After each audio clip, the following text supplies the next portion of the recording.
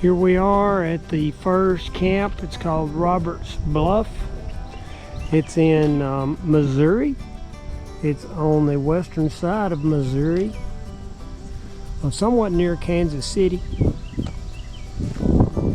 Kathy's over here cooking supper. I'll show you that in just a second. We're going to have some tacos tonight for the first night. Got the tent set up.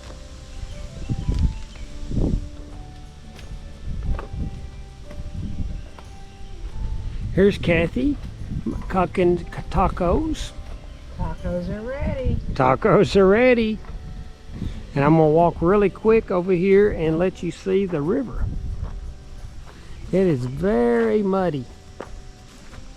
It's not something that we would actually fish in, but I did see some guys come up just a second ago and actually went over there to start fishing. Very, very muddy.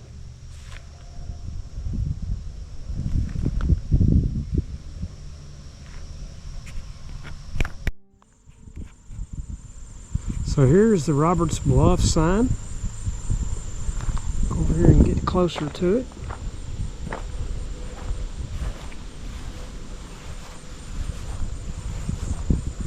Pretty nice place.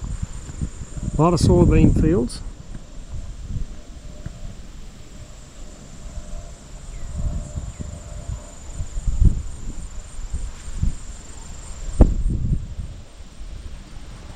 Back looking at the camp.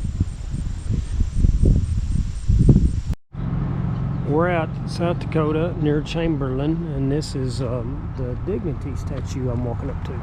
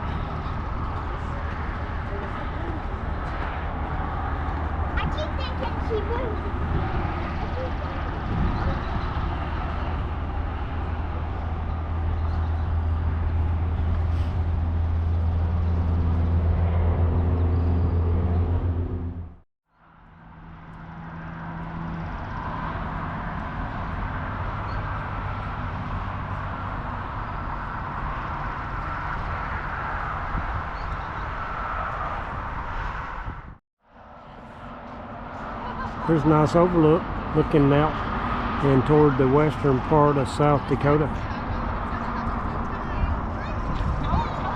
And here's a little teepee looking deal that they've got at all the rest stops in South Dakota.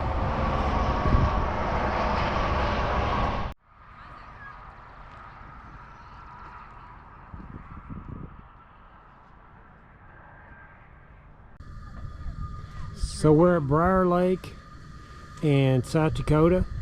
It's a little campground that's owned by the city in combination with the state parks. We've got our tent set up. Here's my truck. They said it's okay to park on the grass.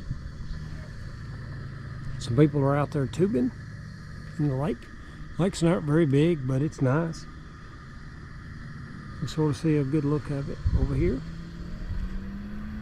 And as soon as we got here, another camper showed up on pull behind. There they are, and he's filming me too. It's the same time. Nice place. So this is the second day, and we've probably drove about 1,200 miles, I guess. Maybe not quite that much, maybe 1,100. So we're in beautiful South Dakota, like in the middle of the central part, but down toward the south. Are you keeping it?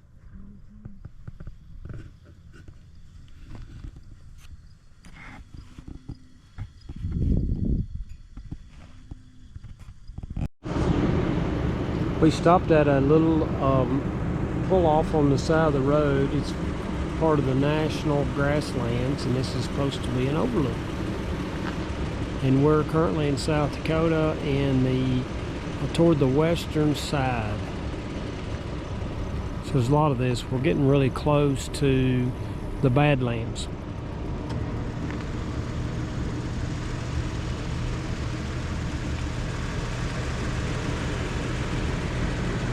Kathy sat in the truck. She didn't even get out. There's some Charolais cows.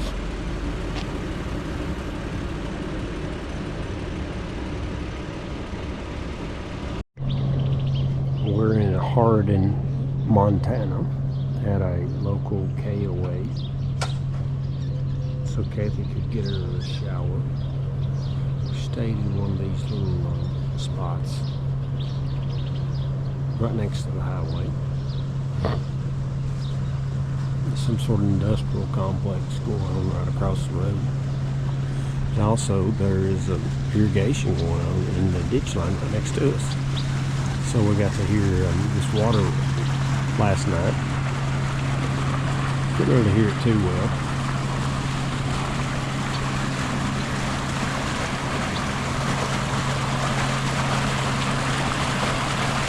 Not sure what's going on with that, but it's been running like that all night. That's a lot of water. And from somewhere you can see the water running down the ditch line over there. You can see it right over here. Way in the distance. Some nice big cottonwood trees.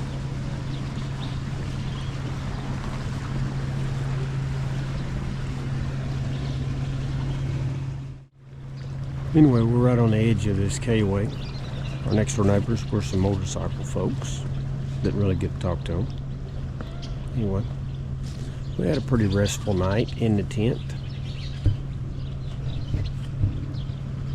And next stop will be Glacier National Park area. We hope to find us a spot in a Forest Service campground site at Flat Horse, I think it's called, or something like that. So, and coffee's boiling, she says. So we're at Dead Man's Basin in Montana, and it's a really nice big little basin out here. There's just a view looking around. See some windmills over in the distance.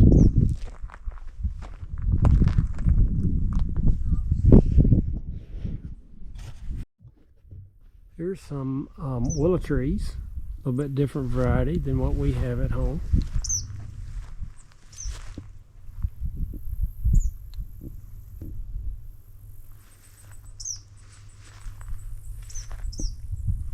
There's some yellow sweet clover, which we do have at home. Some of ours is more white though.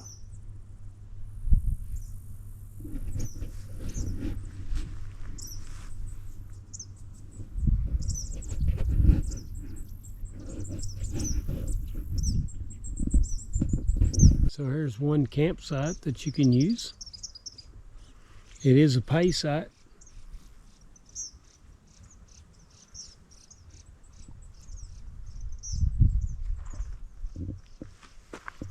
There's Kathy going down to the water. You going swimming? You going swimming, dear? The water's very clear. The water is very clear, she says.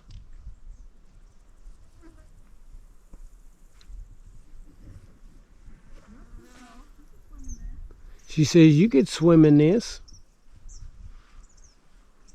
There's some black-eye Susans that's about past their prime.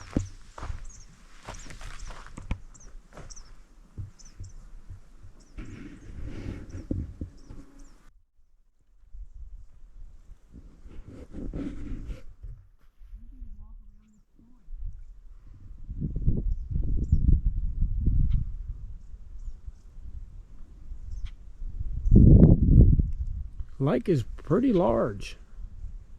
I'd say there's several hundred acres in it. And over here to the left, there's actually some people that have some houses way in the distance on the other side of the lake. Be a nice place to paddle for sure. Here's some of the material that's surrounding the lake, some shaly material. I'm not sure what the name of the shale is, but definitely some shale. Sort of a mud. Falls off pretty easily.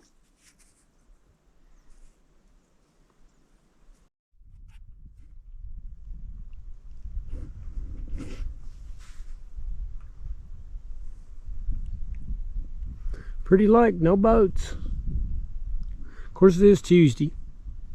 So there's not a lot of people, most people out working probably.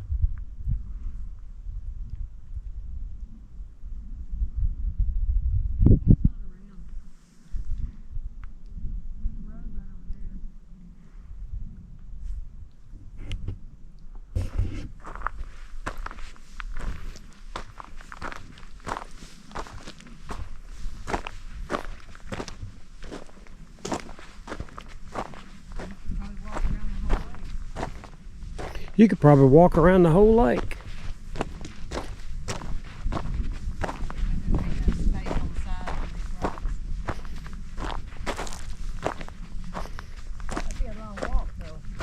It would be a long walk.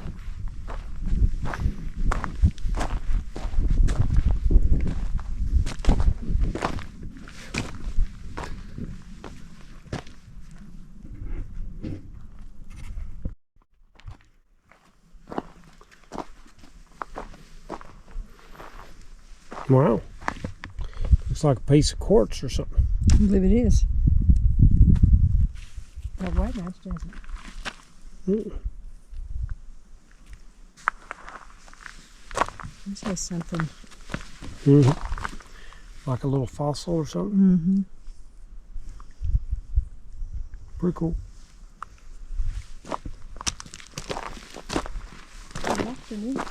Here's a big geode looking thing.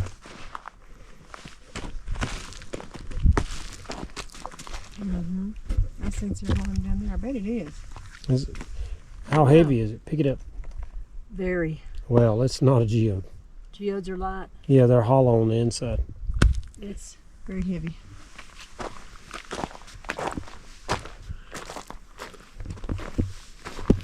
There's a passage for Jim Smith. Push it, Jim, push it. Yep.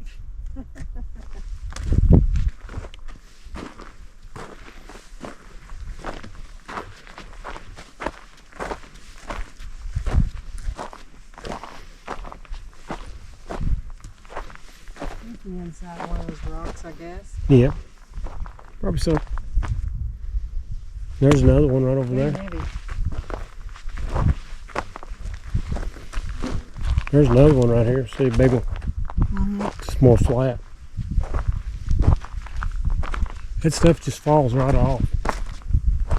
You wouldn't want to be under it for very long.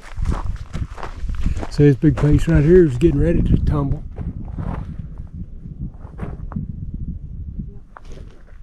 The rain will flow. These things crack through a lot. And this one part, shale. This is shale, yeah.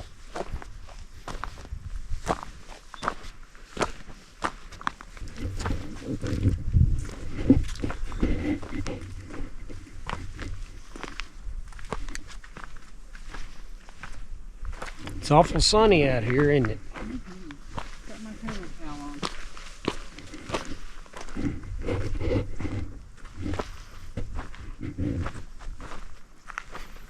Not a whole lot of trees. Well, we do place maybe fall, spring. Mm-hmm. What was the temperature supposed to be up to today? 100 I don't know. something. We got no receptions. We don't know how hot it is. It's hot, Hot enough. but it's a dry heat. You're not real sweaty. Yeah. Yeah, you don't sweat.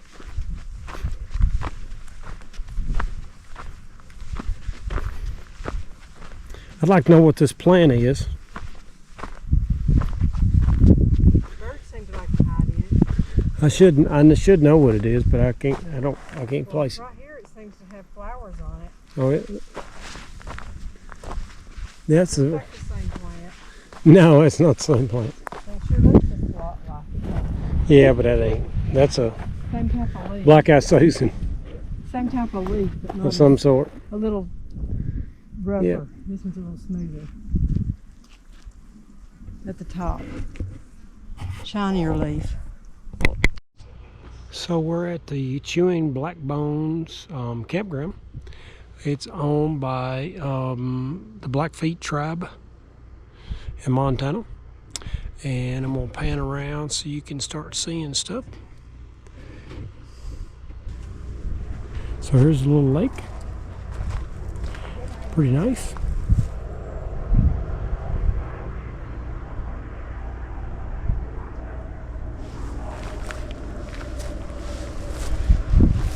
Some little knapweeds blooming, trying to. There's our tent.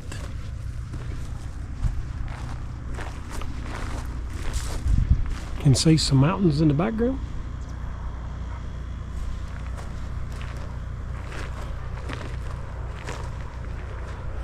Gonna walk down here and to the trail.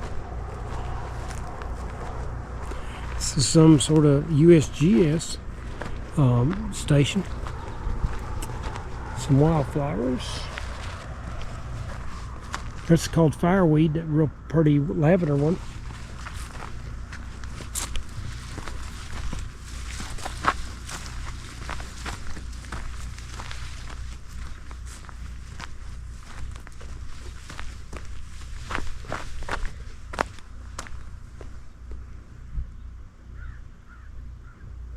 Pretty lake. Here's some huckleberries just trying to get ripe. See there?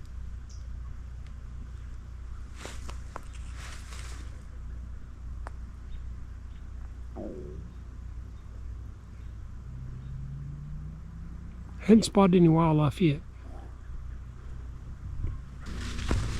Huckleberries trying to get ripe. Not hardly. A couple weeks to go. Here's the mountains in the background.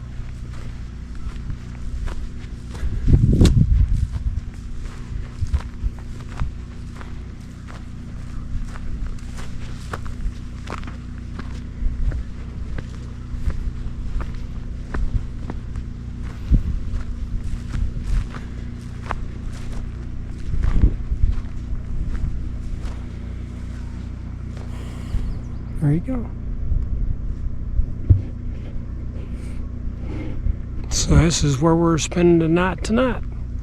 And we'll see you in the morning.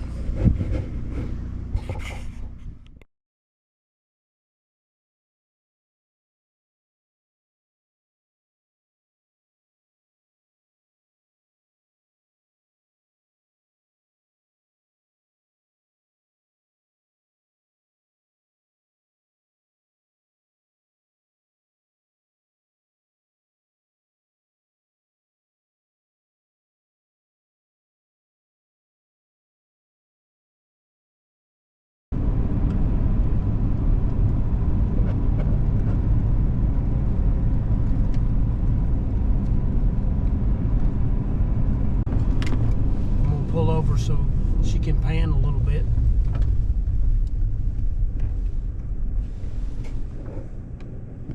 It's a Lee Creek. Can you pan over and look at the creek, or has the creek got much to it? There it is. Looks like a lot of stuff in it. We're going to get a Debris, really good not much view water. to the left here in just a second.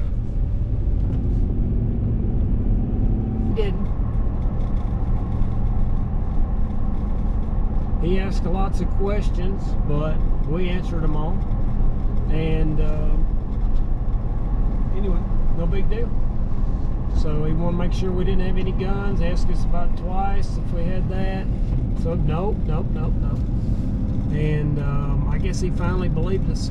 Anyway, so we're now in Waterton, or we're in Canada. The park is actually a little further up here, I guess.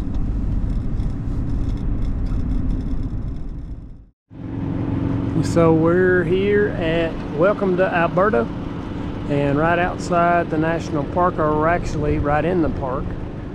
But here's some views. A little bit of haze in the air.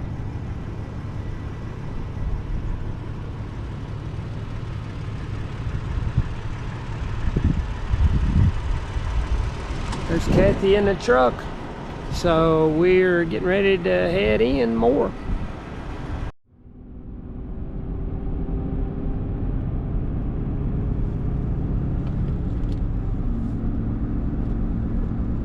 Supposed to be working today.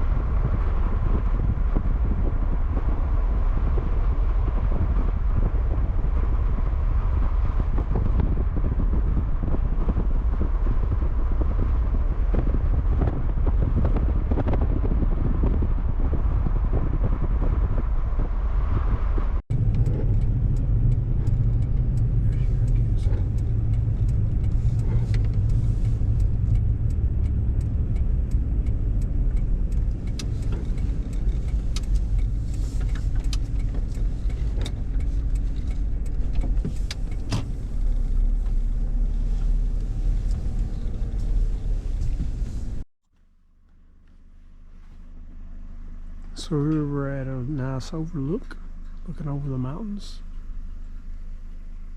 in the big valley.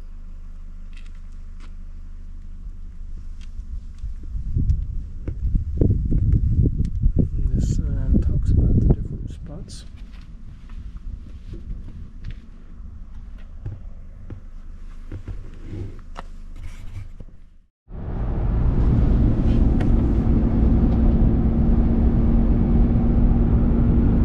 Now entered past the checkpoint for Waterton National Park, and it's a very nice view because we're going up in between these two big mountain ranges, mountain peaks in this valley.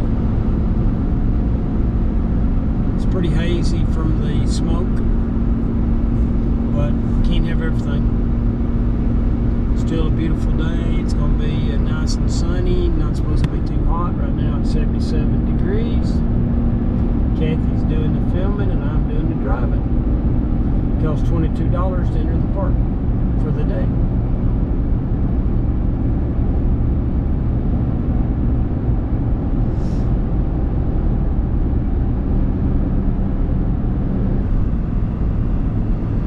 And they like saying bonjour to everybody.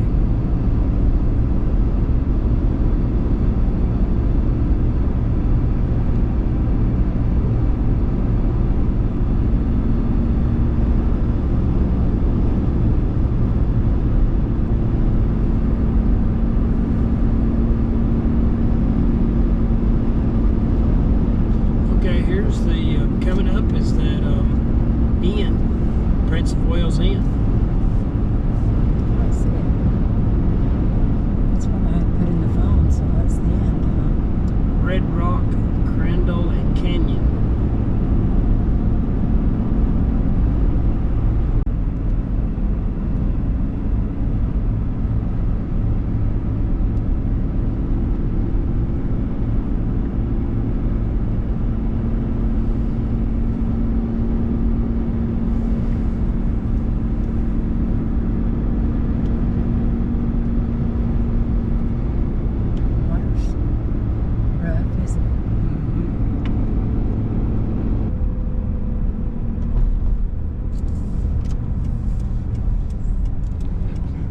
we can pull over somewhere so we can figure out what we're doing if this guy don't get out in the middle of the road.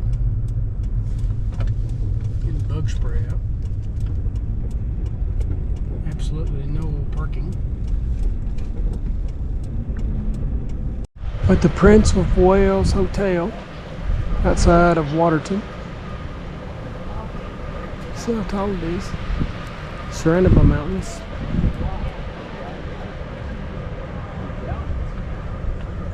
I'll give us a view in just a minute of the other side.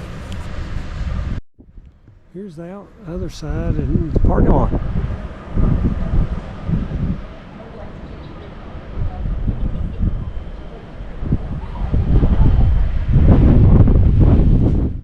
There's a plaque that actually says Waterton Glacier International Peace Park permanently commemorating the relationship of peace and goodwill existing between the peoples and governments of the United States and Canada, dedicated July the 4th, 1936.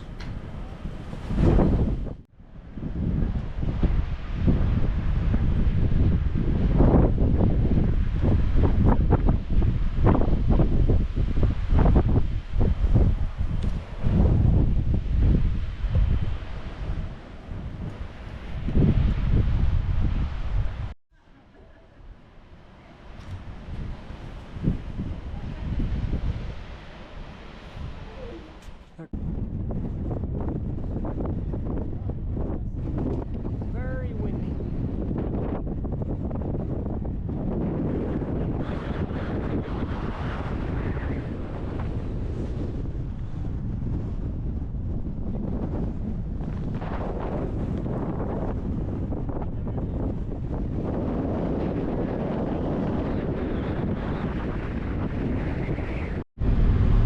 Okay, we're headed down one.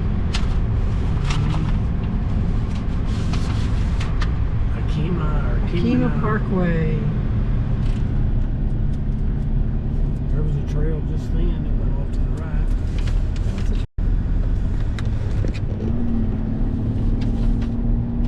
That's where we hiked earlier, on top of that. What was it called? Bears Hump? There's up.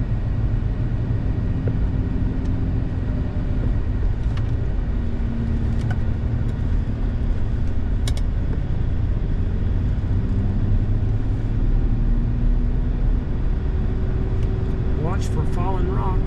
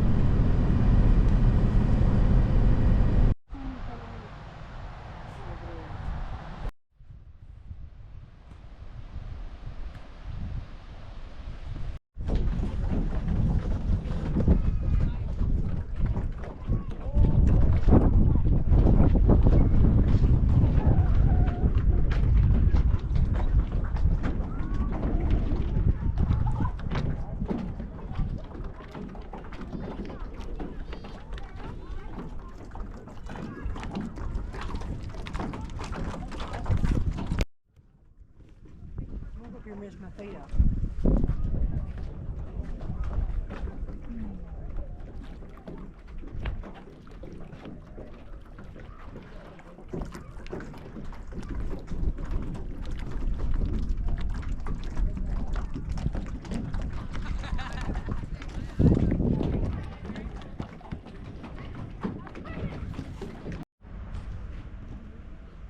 Red Rock Canyon, Blackstone Falls.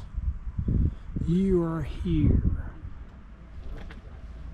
I had to park at the lower camp parking lot because the upper one was full. So we're going to take this little trail up alongside of the creek. So it's approximately 0.4 miles, 1.25 miles total there and back.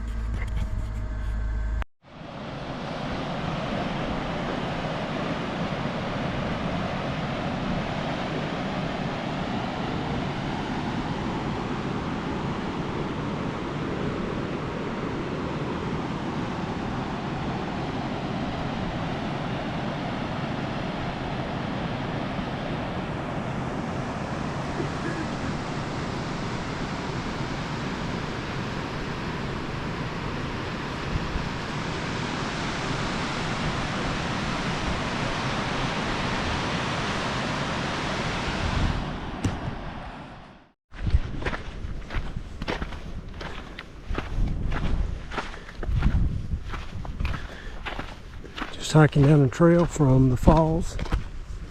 Sort of what the view looks like.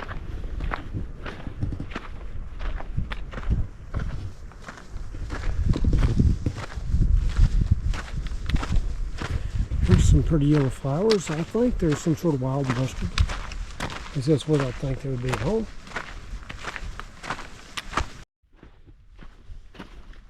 Kathy's ahead of me, as usual. Seems like these days, especially my hurt foot. But I'm mustering on. There was a big forest fire, obviously, come through here a couple of years ago. You can see some of the pines coming back in now. The purple flowers are fireweed. It's one of the first plants to come up after it has a burn.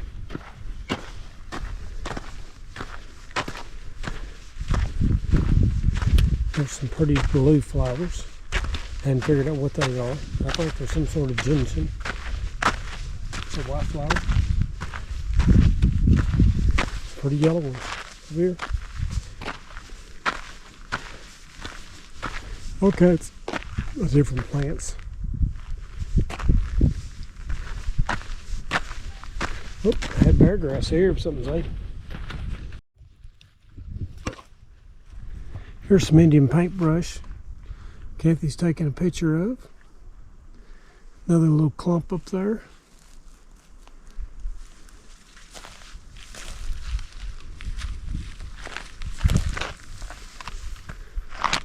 Some yarrow right here, I believe it is.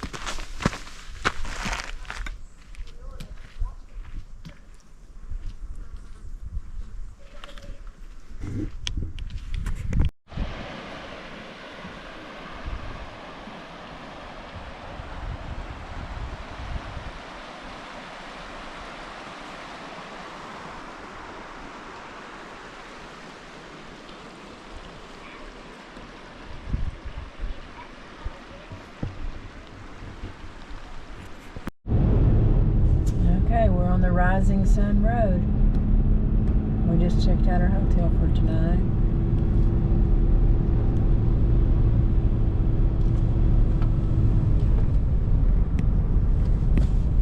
And it is extremely windy. Yeah, I'd say about 50-mile-an-hour winds at least, maybe more. Logan Pass is 12 miles. We're going to Virginia Falls to do a short hike.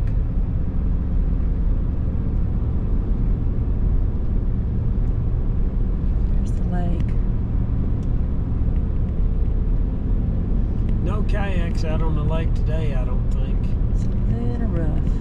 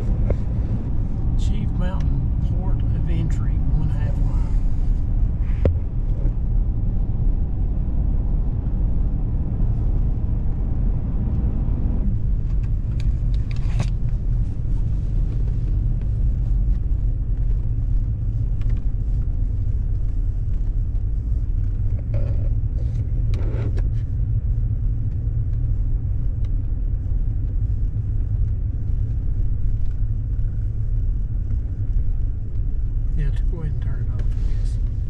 Leaving U.S. Stop and report to Canadian Customs.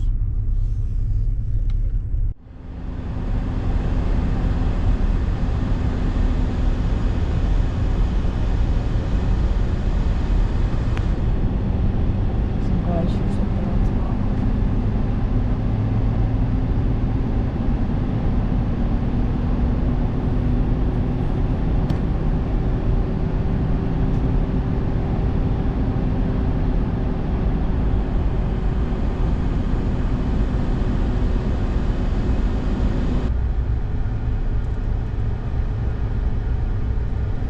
It's the pass, Pigeon Pass.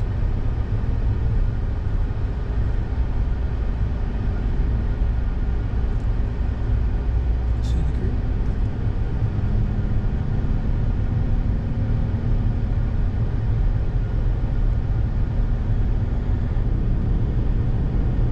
It's a giant glacier up there.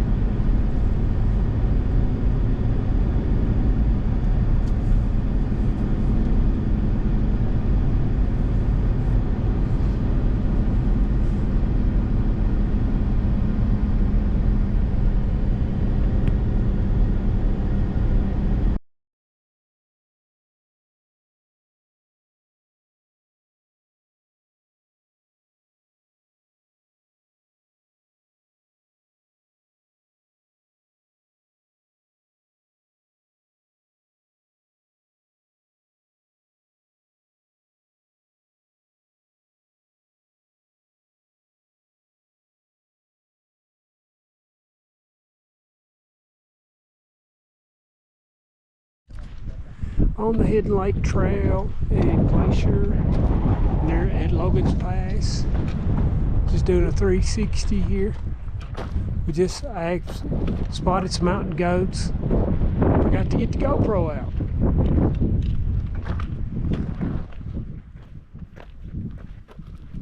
Say hi, dear. Hi, dear.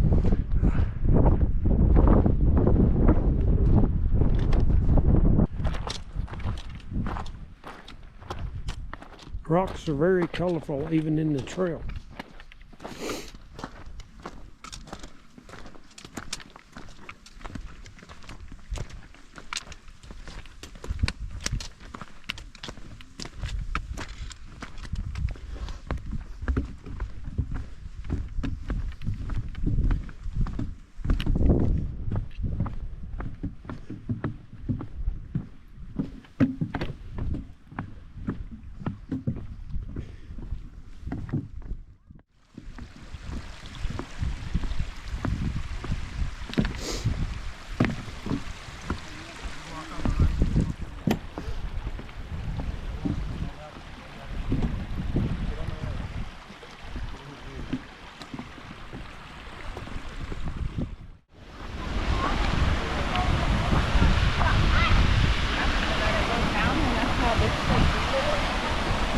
Some last snow.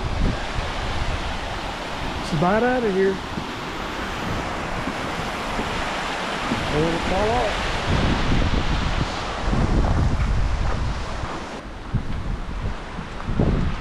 It's hard to believe how beautiful it is. There is the Eagle Mountain. You can see the outline of an eagle. That's the shadow.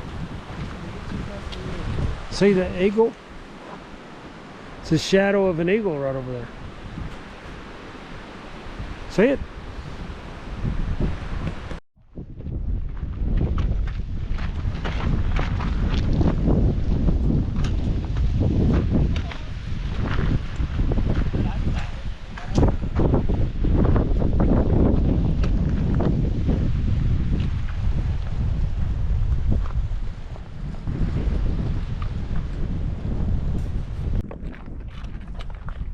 Pretty much.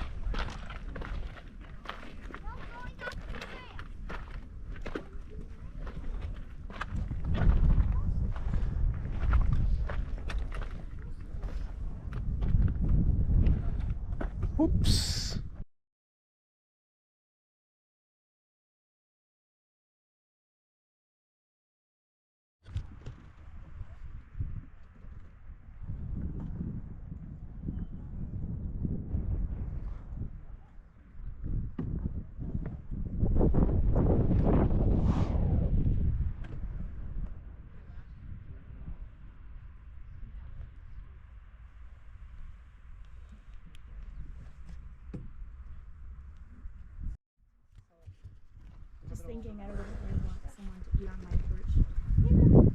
Now, what's this place called?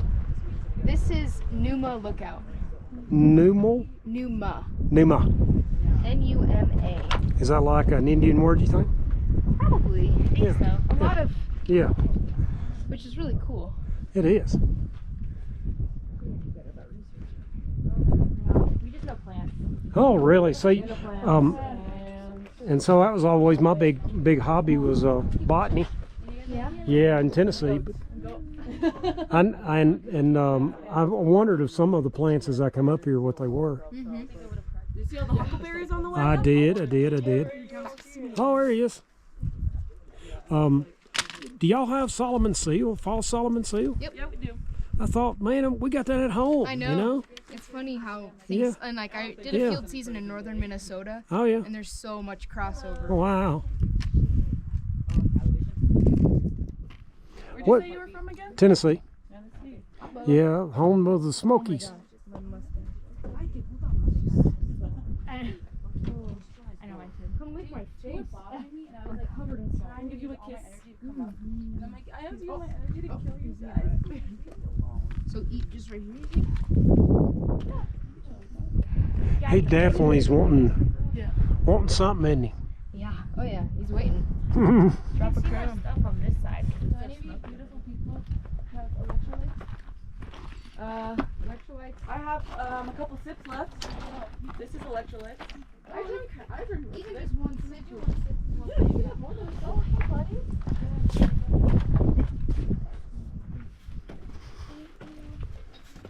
Yeah.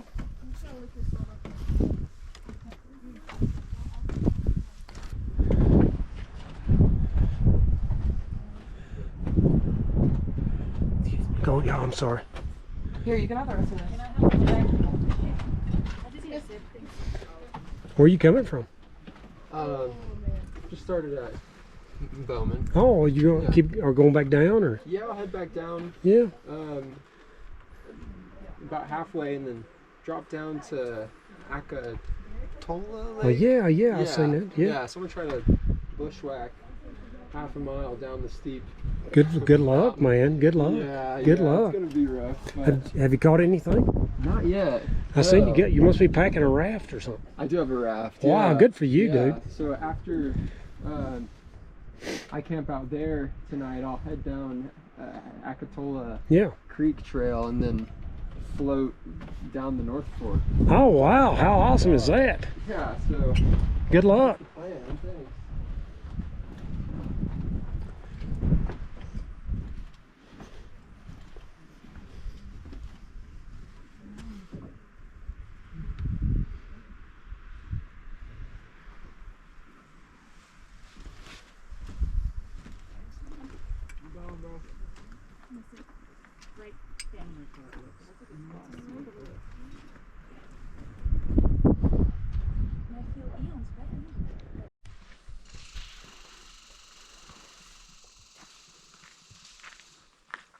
There she is carrying water.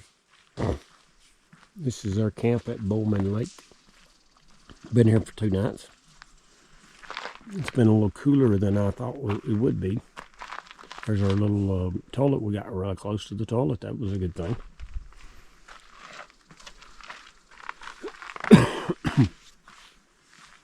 Lakes down that way.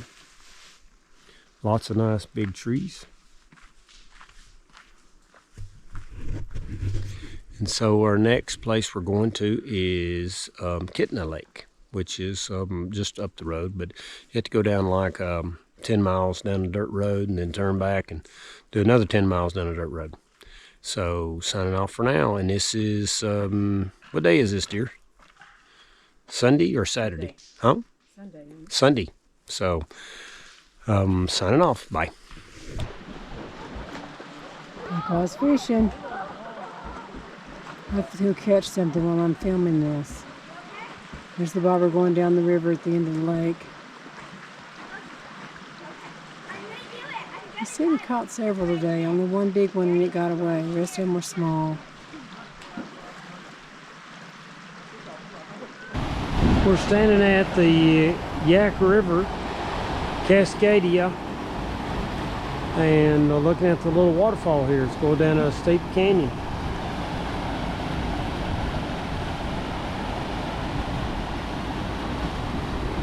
Some really deep water.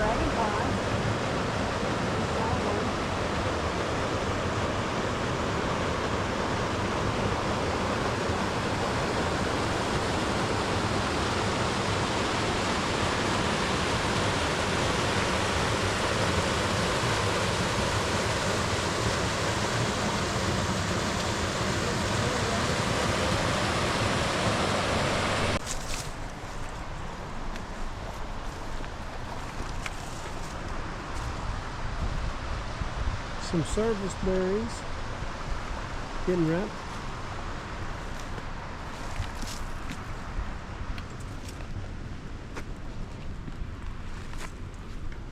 Some knapweed. Just had a little fire up here.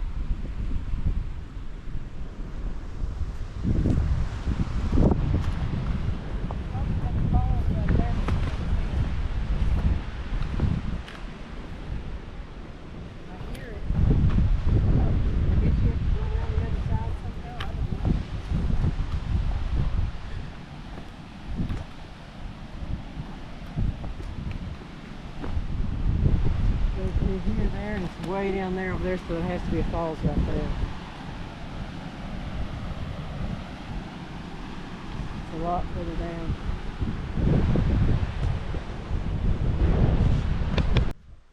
West Fork, Cascadia. Trail's 0.4 miles.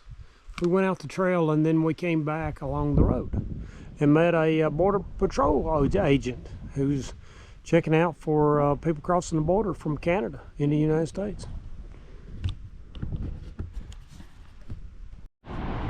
Walking down to the Kootenai Falls outside of Libby, Montana. Here's what the surrounding area looks like.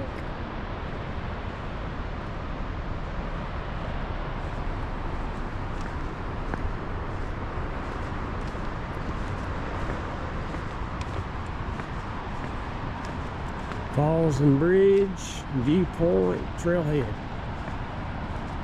River is very dangerous and over a dozen lives have been dragged lost to location. Water in this area is filled with powerful undertows and septic currents. With respect to the river's beauty, your life and the lives of the rescue people who risk their lives on recovery operations here. Safely enjoy, view and take home experience with you and share with your family and others. There you go.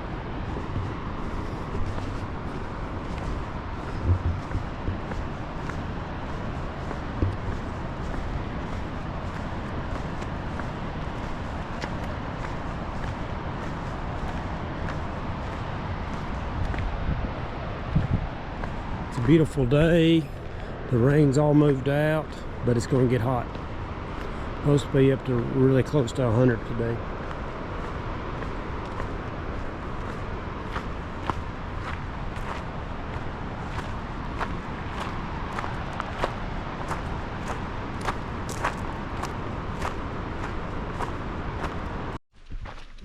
That's gonna be a stink up here. Mm-hmm. Berries on those little. Well, management of Ross Creek area does not include removal of hazardous trees and potential. Due to the natural progression of old giant cedars stand and the habitat of the area, users need to be aware of the potential for trees to fall. Several of the large cedar trees that are hollow and well used by visitors. Please use caution. These things are really blooming. Do bears eat them? I don't know. They have big plume up on them. Oh yeah, that's a devil's walking stick. What is that? Well, it's just a plant. Poisonous. Look It how would something's pushed the ferns over. Mm-hmm. Yep. Wow, there's a big old tree. How long did it say the trail was? Did you see? I did not see what it said anywhere. You just walk in. Look how red those berries are. Wow.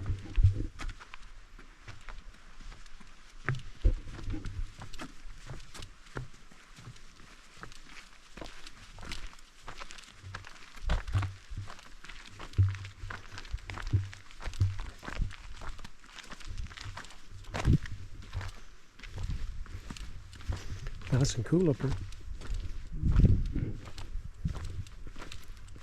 Stand over by the tree. Wow, that one is big, isn't it?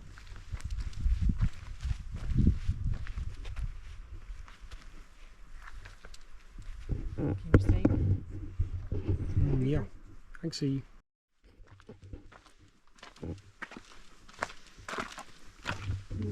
Can you make a forest from a rock? Our rock slide is one of nature's compost piles. That's what got tore up by a bear, I guess. No, we're just ice and snow cracked it.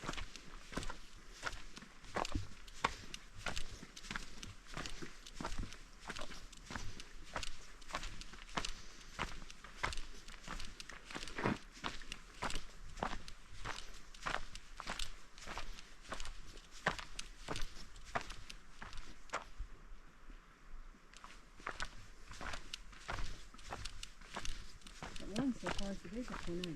Mm-hmm.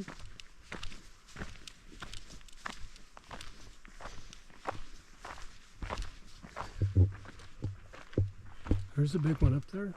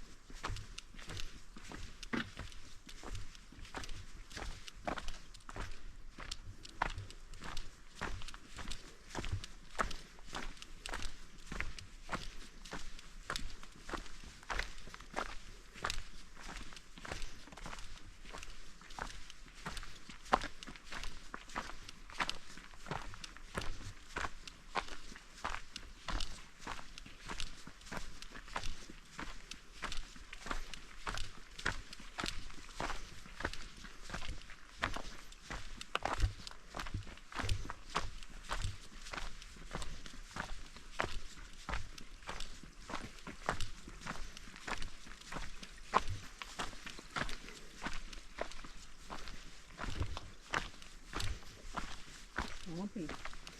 Mm-hmm.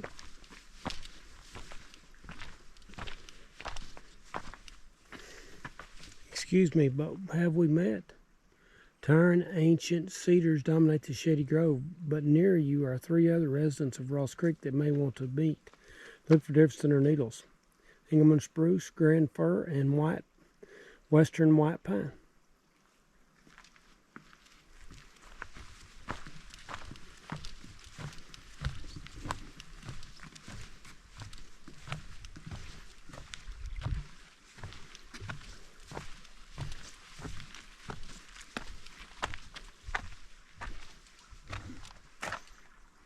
Fallen but not forgotten trees that fall and land in streams still have an important job to do. Fallen trees, called large woody debris, are a necessary part of the stream's ecosystem.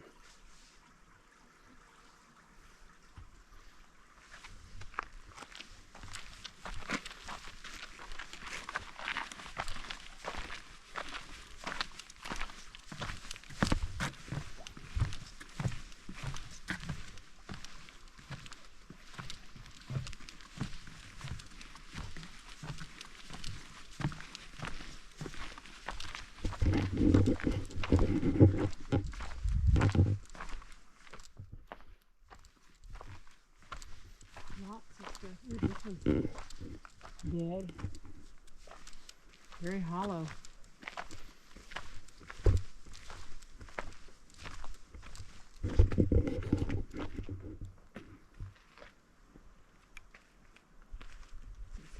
Poor tree. Is anybody home? Pileated woodpecker, great horned owl, northern flying squirrel.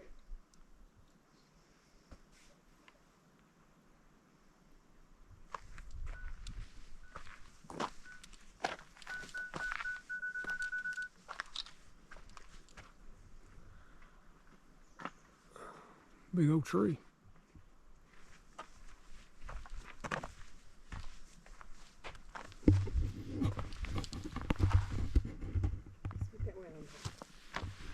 There you go. Good job. That's a good model. That's a big one too.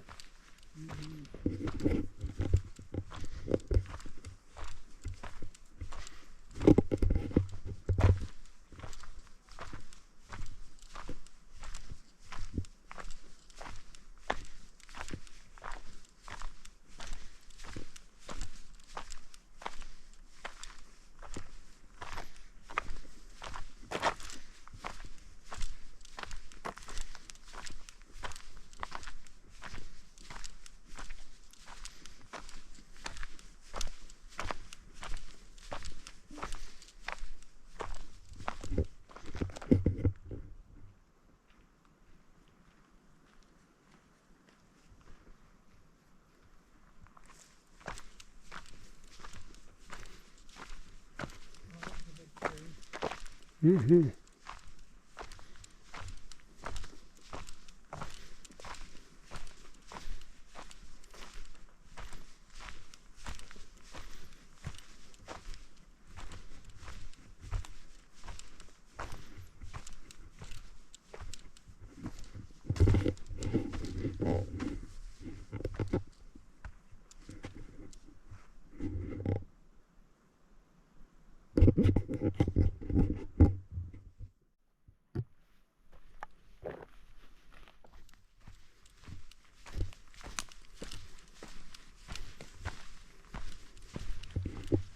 Several big ones over there.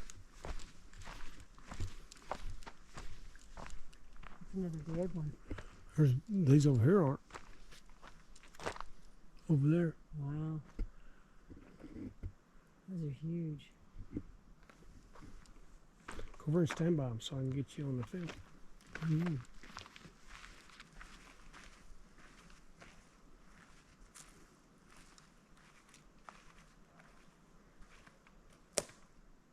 That's good.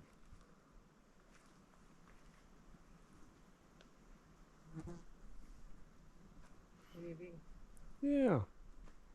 There you go.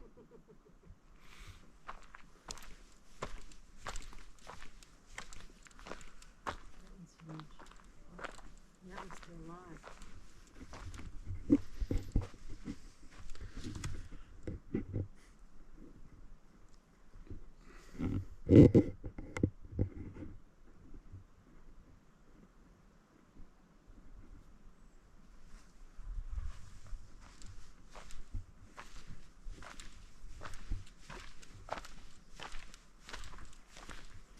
Here's a big one. Is it still alive?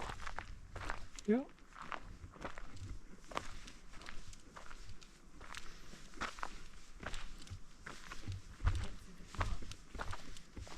Yeah, it's still alive. Oh, big.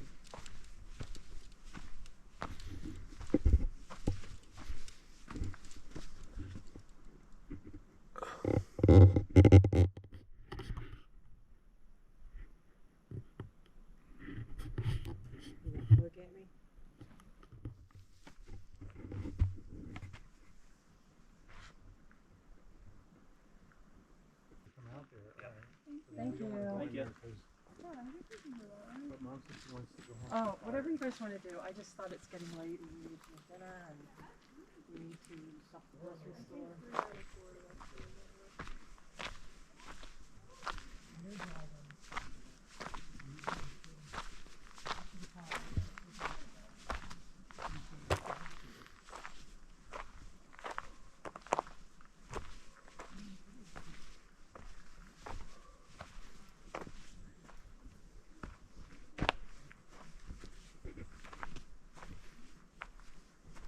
Something's been digging in there. Mm-hmm. Like a good little house, wouldn't it? Mm-hmm.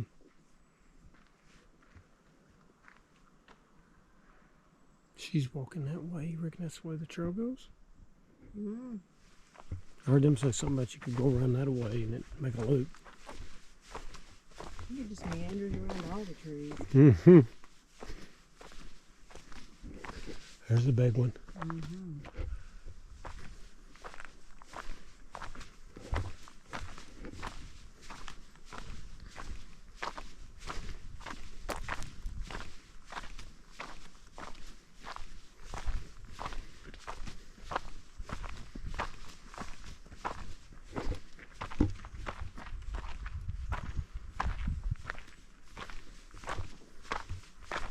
Tomorrow, don't let me forget, get me some stuff for the back of my foot here, my heel. What do you need? Like a I got. Band-Aid or something. Well, I've also got some of that like moleskin, and Yeah. I don't know, it's got like sort of a hot spot back there. I'll show you what I've got. Might work better than a Band-Aid. It's like a cloth you just adheres to your foot. There's some twins.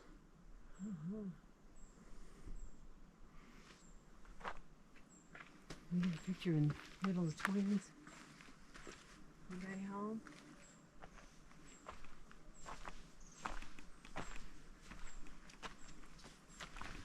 Thought I heard something in there. Mm-hmm.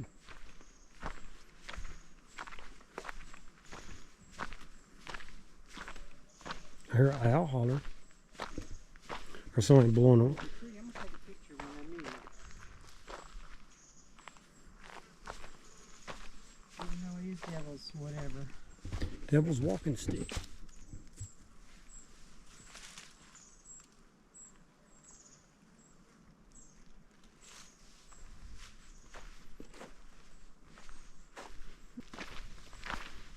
Wow. Wow.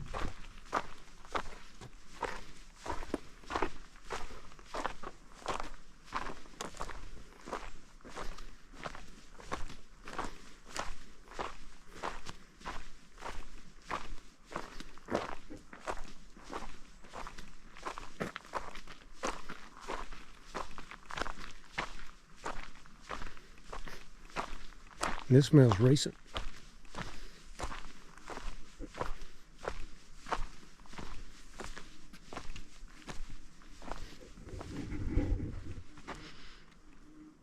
Be interesting to know how many years old the tree was. There's a lot of little grooves. So it had it bust though when it falls. Mm-hmm.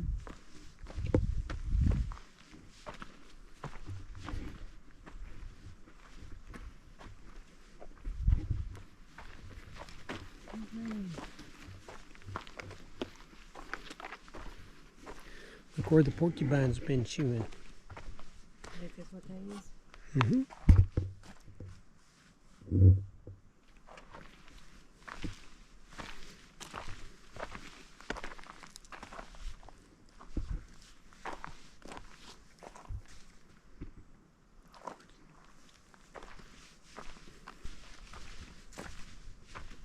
Here's your tunnel.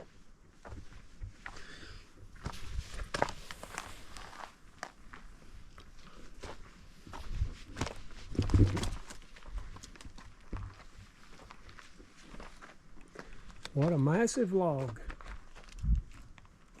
Another one.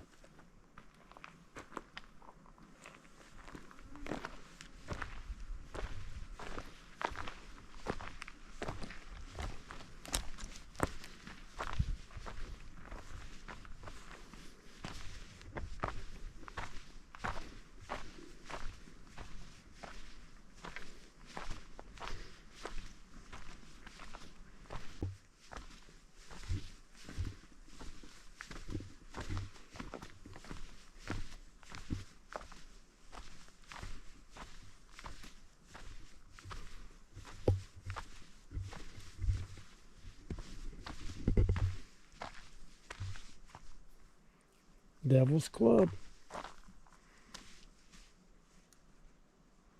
Large maple-like leaves of the devil's club form impressive thickets in wet areas like this. Looks pretty, but don't touch the plant. Stems and leaves are covered with sharp spines. In the center of the plant, a long club-like cluster of bright red berries forms, giving the plant its name. Grab a hold of it, dear. That's okay.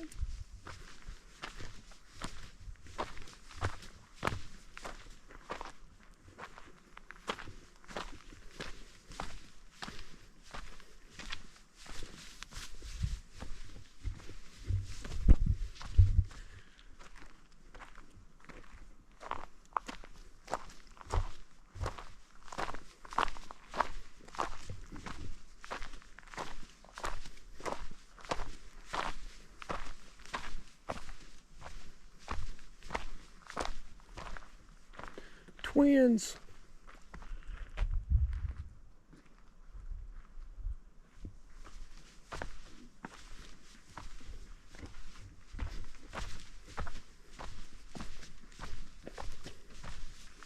It looks like it would just circle back around to where we was. It does.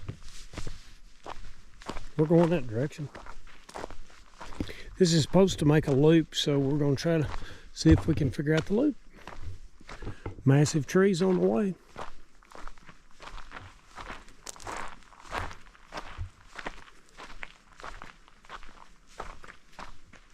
Massive.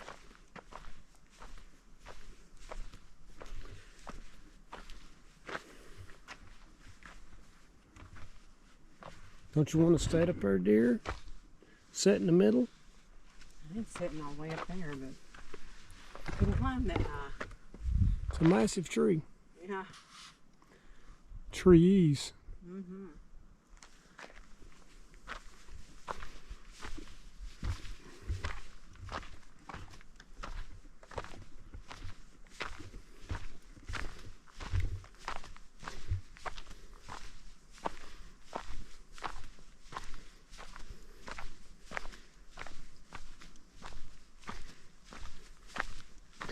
This tree nearly took out the bench.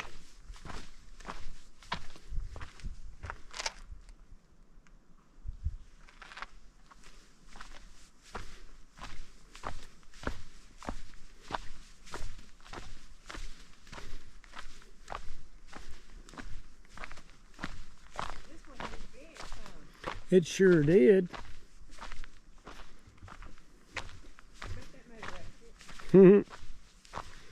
I'm sure it did make a racket.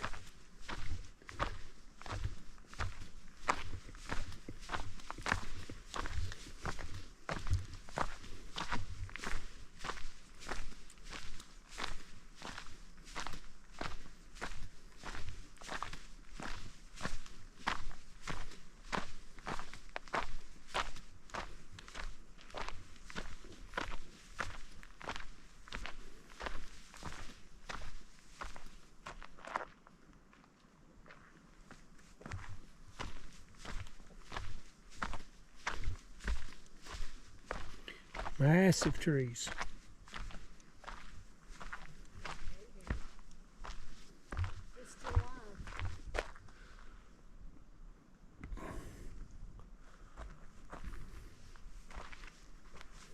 Rock comments. Oh yeah.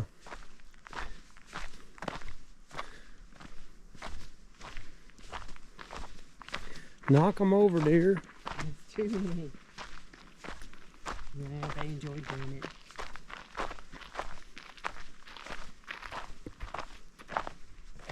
Oh.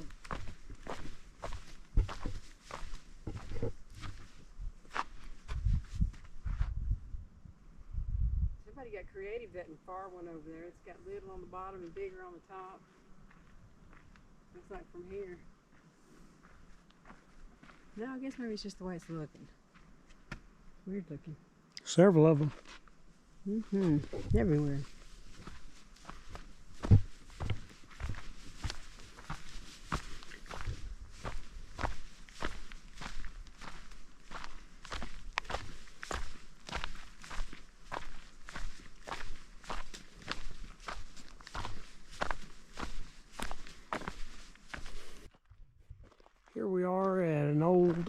warden's cabin that looked after forest fires.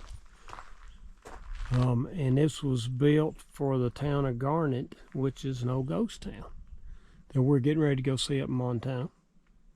So here's the cabin. Hopefully it's not going to be too dark to see inside. Got an old table. Still got an old stove in here. Nice gravel floor. The BLM welcomes you to these facilities. Please do not steal and vandalize so others may use them in the future. So people use this for snowmobiling and during the wintertime when they get caught out. And then also when they're skiing up here. It's actually got some windows. It's pretty neat.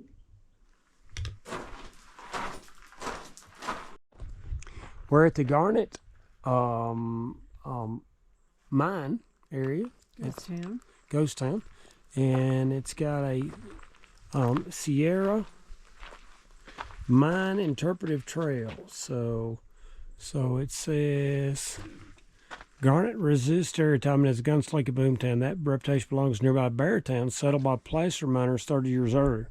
Skilled workers who founded Garnet in 1895 brought their families to build houses instead of shacks. In addition to the expected saloons, brothels, and gambling dens, the town taught a schoolhouse, candy store, 2 barber shops, a doctor's office, and a union hall. Technology, transportation, and a favorable gold economy put Garnet on the map. When the silver market failed in 1893, miners from Butte and Anaconda turned their attention to mining rich veins of quartz and gold here. Hard rock mining required investment in shafts, stamp mills, and the road. Doctors Armstead Mitchell and Charles Mussenbrud largely financed the road to link the new town of Garnet, originally called Mitchell, to Bearmouth, and the recently completed Northern Pacific Railroad. Trains hauled ore to Butte, Helena, and Great Falls. Garnet's mining peaked at the turn of the century. Gold became tougher to find, and by 1905, only 150 people remained in town. Severe fire in 1912 and World War I sent most of the remaining miners, wives, and children packing. The end of the boom. By 1917, Garnet miners have unearthed some 950,000 worth of gold, when gold was approximately $17 an ounce, and Garnet's heyday came to an end.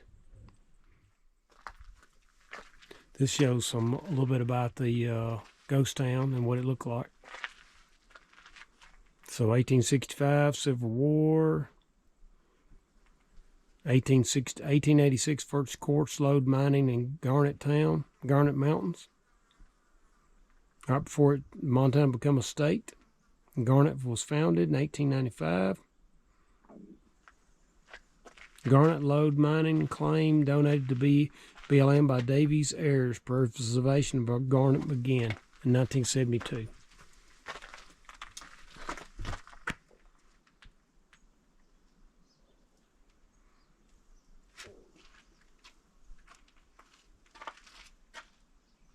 In 1934, boom in gold prices and cheap housing persuaded 250 people to come to Garnet to reopen the mines. The resurgence lasted until World War II, steered the economy in a new direction. 1972, with no remaining residents, the stabilization of Garnet began and continued as an ongoing effort to preserve and share the rich legacy Garnet has left us all. As you walk through Garnet, you'll notice cabins dating from this Great Depression era. Town's buildings helped us appreciate the hardship and good times of Garnet's life during both booms. Every penny of your entrance fees pays for stabilization and maintenance of Garnet. Watch your step. Follow me to Garnet.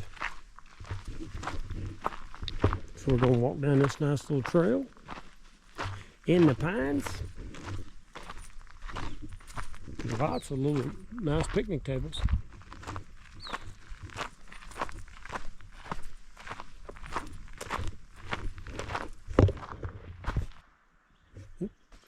This way goes to Garnet to the right, and the Warner Park Trail, moderately difficult, is 1.5 miles and goes the other way.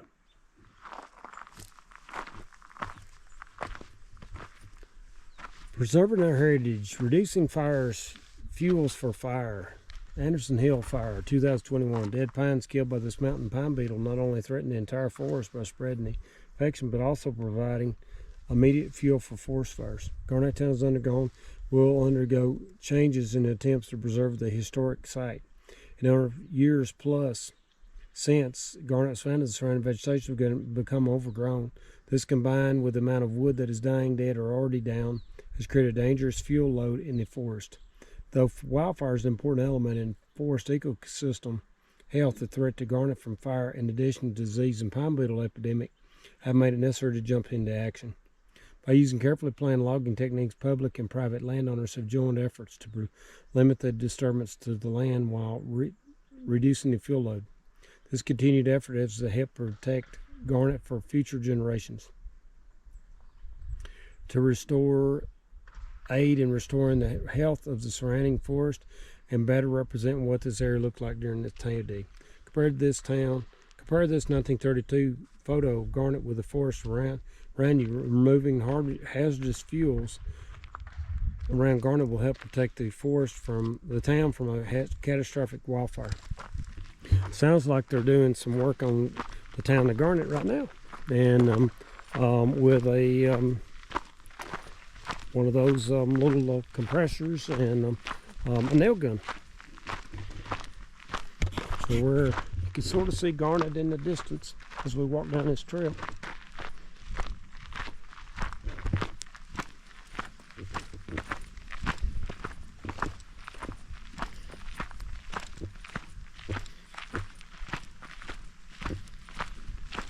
We've noticed a lot of pine trees dead, and now it explained why. It's got the same epidemic of pine beetles that we had when we went through Tennessee like 20 years ago, I guess.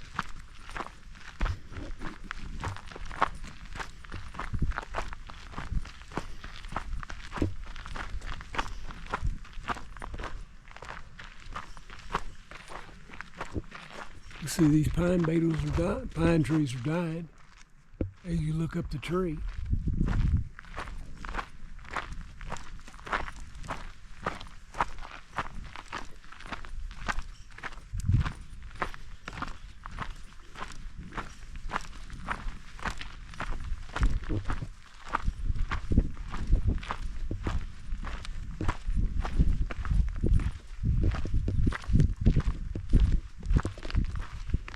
Garnet Visitor Center.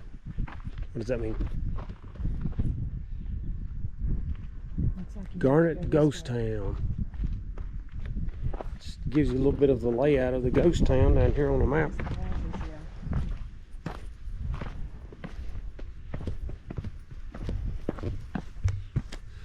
So in 1898, Garnet was a booming gold camp with nearly 1,000 residents, including 4 stores, 4 hotels, 3 livery stables, 2 barber shops, union hall, a school, a butcher shop, a candy shop, a doctor's office, assay office, and 13 saloons. Wow. Now, what do you need 13 saloons for? I don't know. The surrounding mountain were rich in gold-bearing quartz, so Garnet grew rapidly until about 1905, when many of the mines were abandoned. The 1910 census found only 150 residents. The 1912 fire destroyed many of the commercial buildings. And by the 1920s, Garnet was a ghost town. Garnet was one of Montana's most intact ghost towns. It symbolized an important era in Montana's hard rock mining history. Substantial efforts have gone into stabilizing and protecting remaining historic structures. Garnet is managed by the Bureau of Land Management and Garnet Preservation Association, a non-profit organization. The cooperative effort is preserving the town for the enjoyment of the public. Lots of old buildings.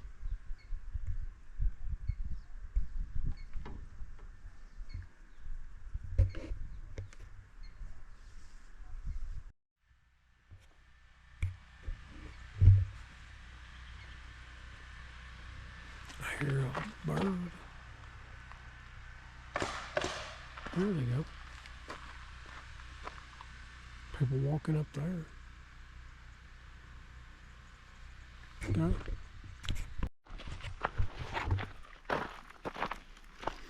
Here we are walking up the street to the ghost town.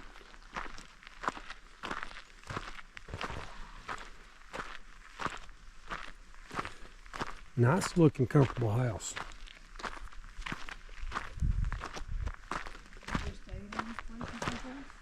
No. A speakeasy defies prohibition. Visitors rent the cabin in the picture to the left. Consider a toast to old Marion Dahl before prohibition ended in 1933.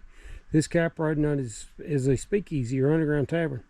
Talk flowed freely here among miners who reopened some of Garnet's mines in the 30s. Once the couple could legally start up Old's Tavern, they moved in here over the years. Old added a front porch, side porch, and the kitchen, which replaced the back porch. The story goes that Old always resented the kitchen that cost him the front porch. The Dahls watched over the ghost town. Their presence here helped to discourage vandals and others seeking to cart off historic artifacts. Marion Dahl, pictured in the left with her sharpshooter in front of Old's Tavern, lived here through the 1960s. She holds a place in history as Garnet's last full-time residence. So yeah, I think you can rent it for the night.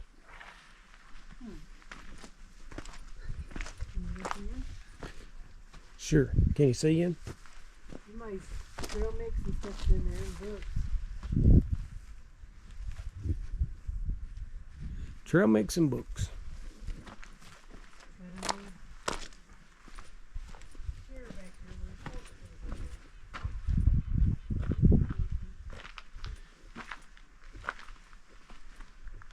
Number 19. I think we may be going backwards. Visitor Center. Here's number 2.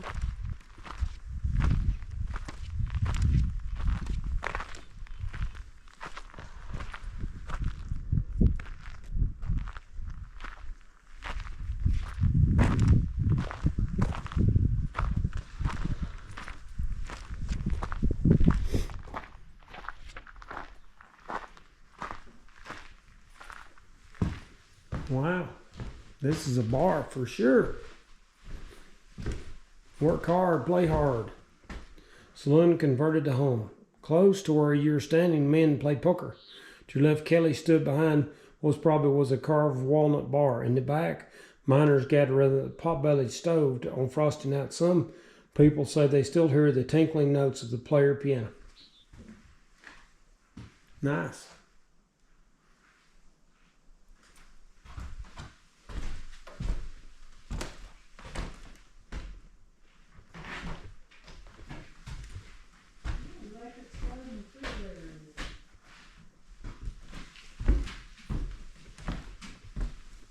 Where? In that house. Okay. Where they get You can rent that one, dear, I guess. Where they get electricity from? I was wondering. I don't know. You could ask Oh, that's nice. the guy who works here. That's nice. I want to keep it restored a little bit. They didn't have much room behind the bar, did they? No. Any liquor back there? No. No. I reckon I didn't have to.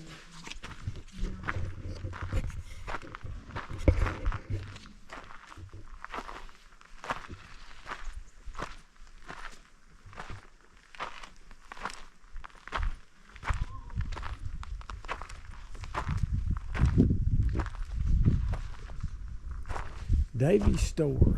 There's some old mine cars. Frank takes the stage.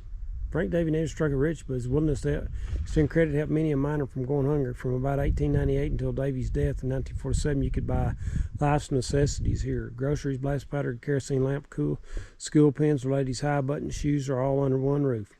Store served one of Garnet's few mercantile versions after the 1912 fire. While adults remember Davy's kind acts, children knew him as a grouchy man deserving of frequent pranks.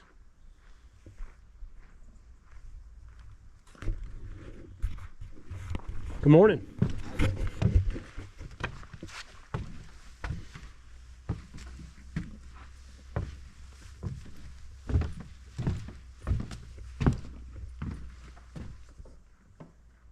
Here's the mercantile.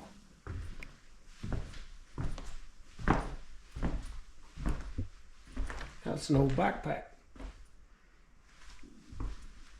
It's where they had the mail, looks like. Wow, it was big.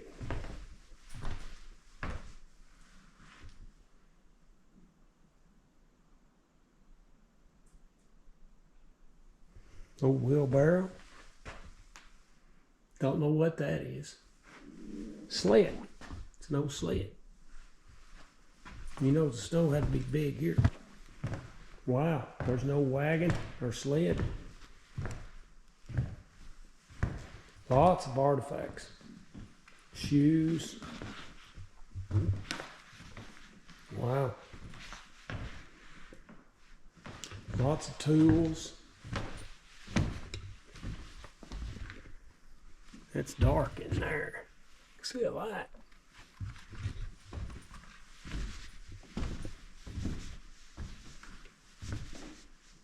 Lots of tools. Tires. Like the old T models, looks like. Crosscut straws, unstable furniture.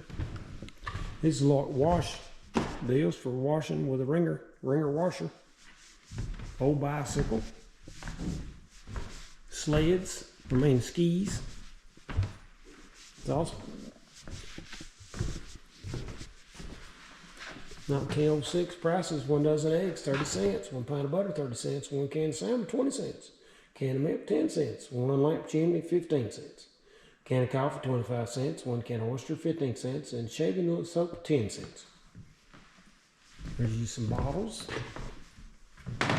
There's where somebody had sardines, oysters. Pretty awesome. Old saws.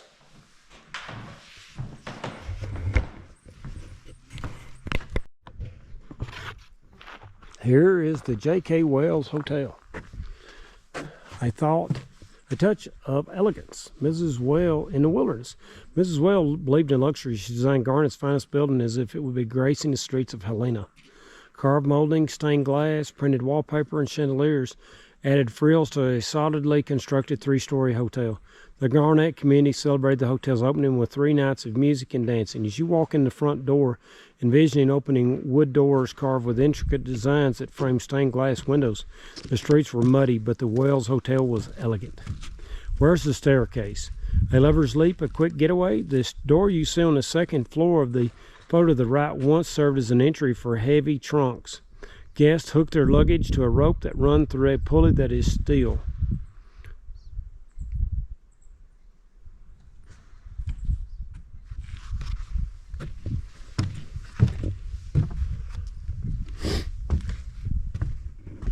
So that's where they got their luggage up.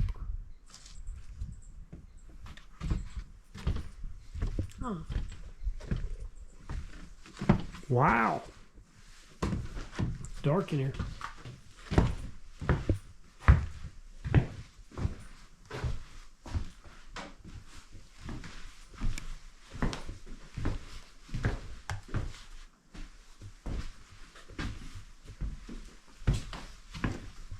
You got bricks. Wow. Nice and big.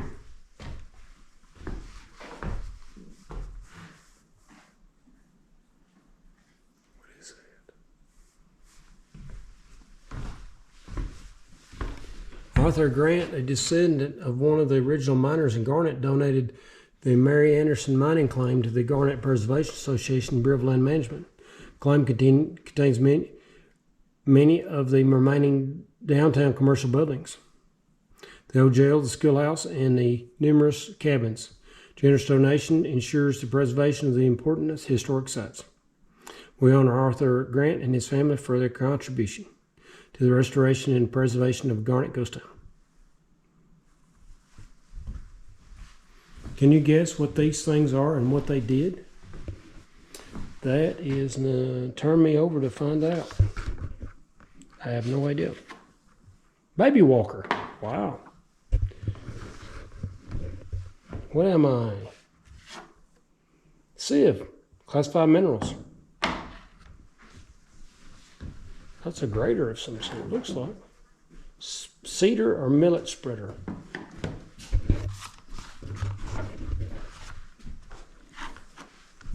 Car horn. That looks like some sort of shoe last. Shoe desk, school desk leg. Stove leg.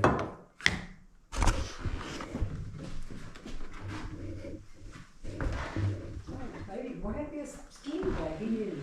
Mm-hmm. I wouldn't think that would walk very easy. I'm sure it didn't. Got to have some strong legs.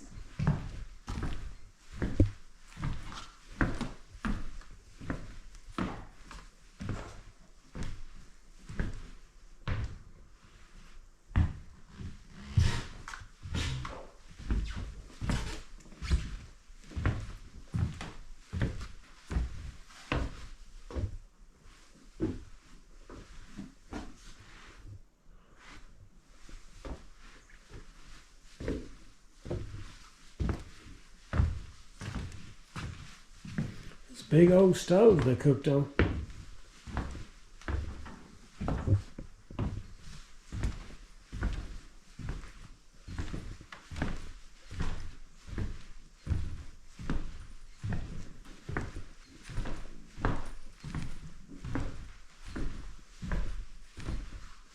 Did you go upstairs?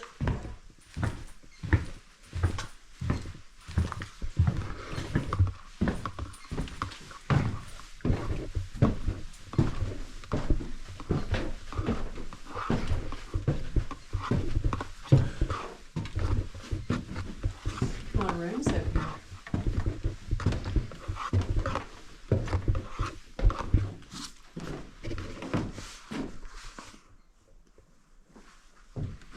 Wow, 3 stories. There's a bedpan. Hey, I need you to dump my bedpan. Some crutches. This is a little bit bigger room. Sewing machine.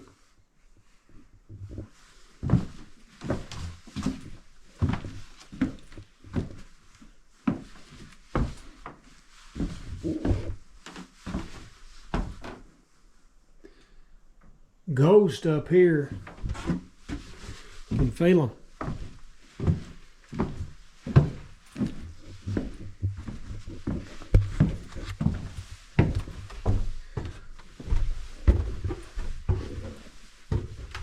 Three stories.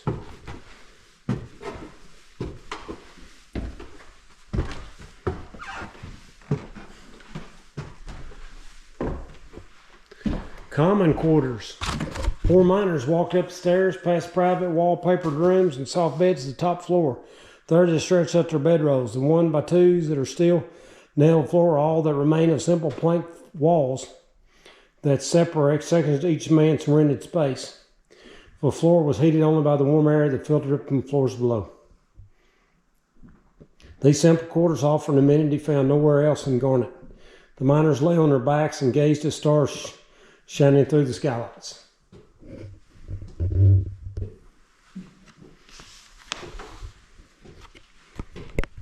Looking out the window here on top of the 3rd floor of the hotel, you can see a bunch of buildings out You there. had 2 rooms in here that could sleep in, I guess.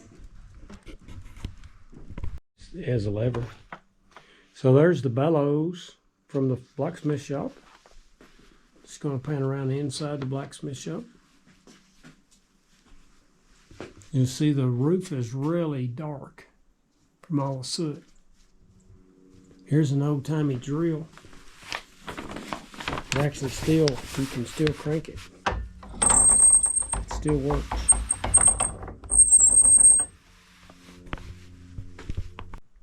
So here's the schoolhouse.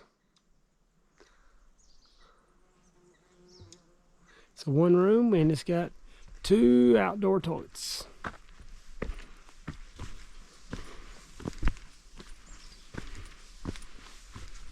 Hey, it's a double toilet. 2 can go at a time. Pretty awesome.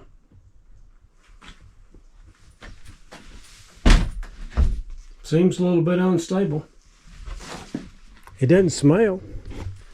I guess people are quit using it.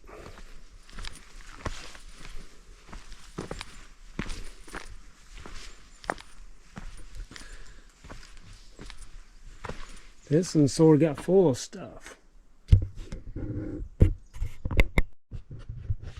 So here's inside the school. Blackboard and everything. Kathy's going to pretend to be a school marm. You think I'm educationable? Educational, No.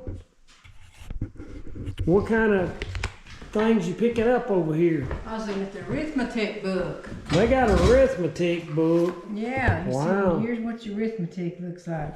Wow.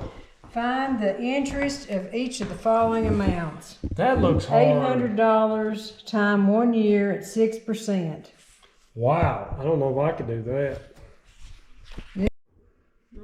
So here's some photos of what it looked like in 1896, 1898, 1900s, and no date. So this talks a little bit about the school, a little bit of glare on it.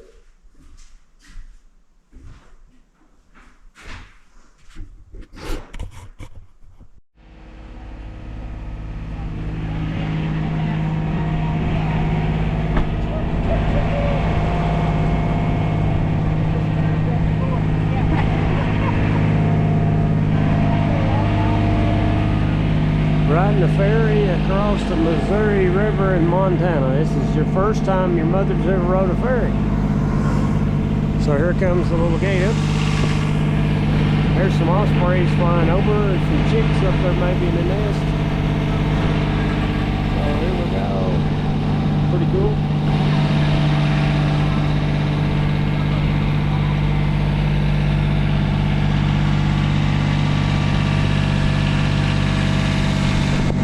Osprey, if you can see it.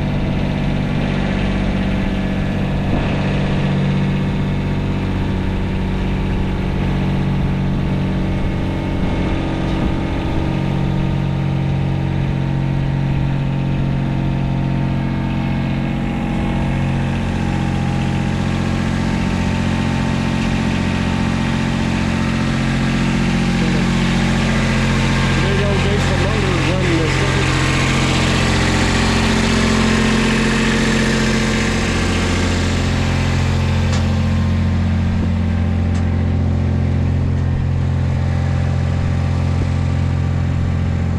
We were supposed to push a bell, but we didn't realize it.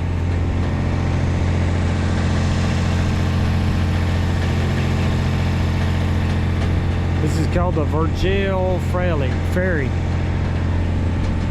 There's two of them on the Missouri River in this area. Then they lead to miles and miles of dirt roads. This is where Lewis and Clark went up the Missouri River in 1803 or 4, something like that, on his Age of Discovery. And he paddled up the river here, trying to find the source of the water, thinking he could get a route to the Pacific.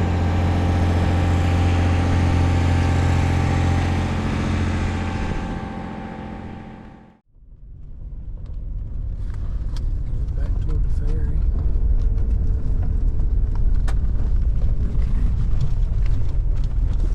Turn it off. No, we're still going up the road. See there?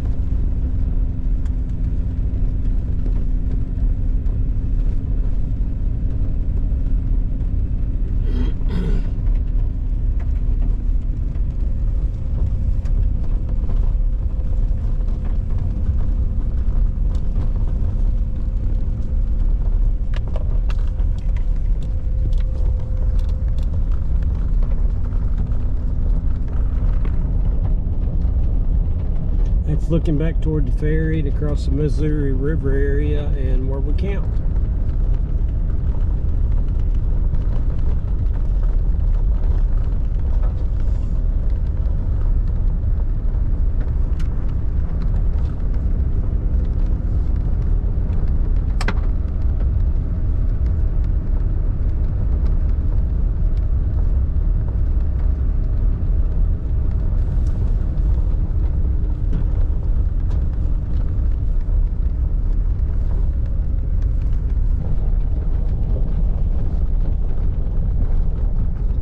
Wow, that's deep. That's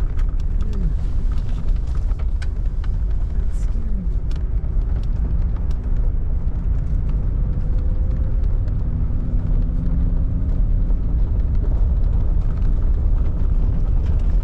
The hills are in the ground here, huh? The primary agricultural crop up here, they say, the guy running the campground said, was wheat. It's a big wheat area, but this looks like grass here.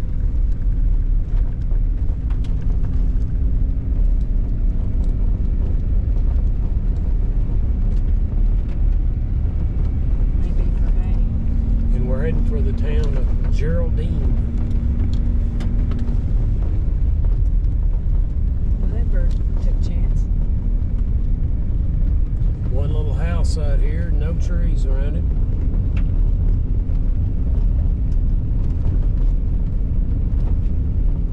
Just dirt. So we're going down a little shortcut road out here that I thought would be interesting. So this is actually a county road going through the farmer's field stuff. So called Crow Coulee Road. It's a shortcut to go to Geraldine. But you can see what kind of road it is. We've passed one truck since we left the ferry. It's been like 5 minutes ago, I guess. But anyway, so here's the scenery. Flat, flat, flat. Flat, flat, flat. And is that their wheat that they've Yep. got covered up? They have so much wheat these days that they can't get the trains to haul it out fast enough, so they're piling it up and covering it up in plastic. That's a lot of wheat.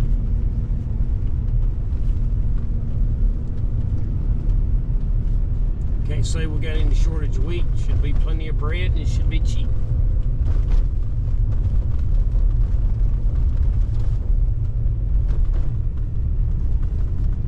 They said that's the primary crop here was wheat, but I was asking earlier what do they plant next after wheat, and they said they just plant wheat. So, More wheat. more wheat. Finally seen some pronghorns. First time. We got 1, 2, 3, 4, 5, 6, 7. They're the fastest animals on the plains. And they're gonna run. And they're running. They didn't like me looking at them. We're in Theodore Roosevelt National Park, or National Monument. It's hard to see. There's your little hill there. See if we can see some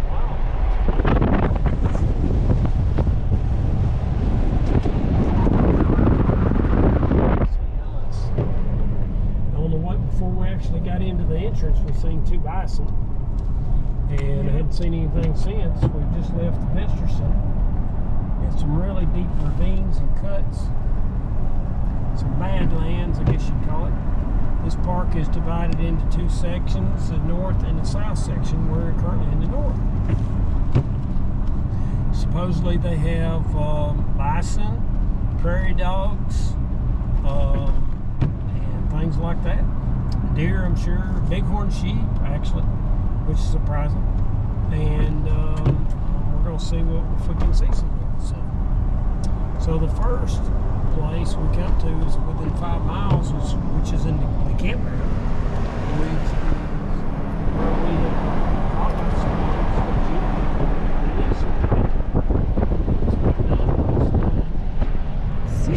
Sydney, Montana, and that was nice.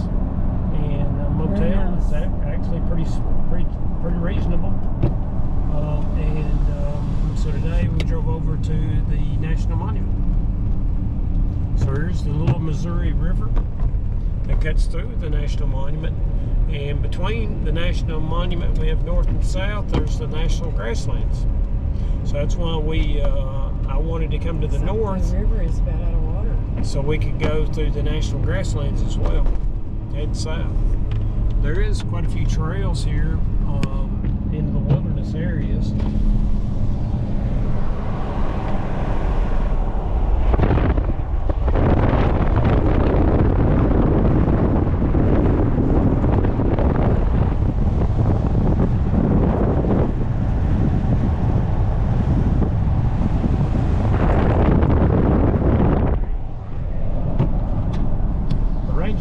Some of the trails would be a little bit muddy. Got a lot of sagebrush. The Long X Trail, a dusty trail to greener pastures. In the spring of 1884, two brothers and their team of cowboys drove a herd of 4,000 longhorn cattle through the Little Missouri River Valley in front of you. This has been a long, grueling journey from Texas. Rumors of abundant grass sent them east from into Montana to Little Missouri Badlands. They must have found what they were looking for. The Reynolds brothers established the Long X Ranch a few miles to the north of this spot. Over the next 4 years, they drove several more herds from Texas along what came to be known as the Long X Trail and saw their operations grow into one of the largest in the area. Cattle drives from Little Missouri River and Long X Trail continued for decades. Today, ranching remains an important part of western North Dakota's history. This park is home to a small herd of longhorn steers. Their presence is a nod to the North Unit's connection to the Long X Trail and the area's rich ranching history. A cattle drive in the Little Missouri River, November 1966. Cattle drive near Watford City. No date, no known.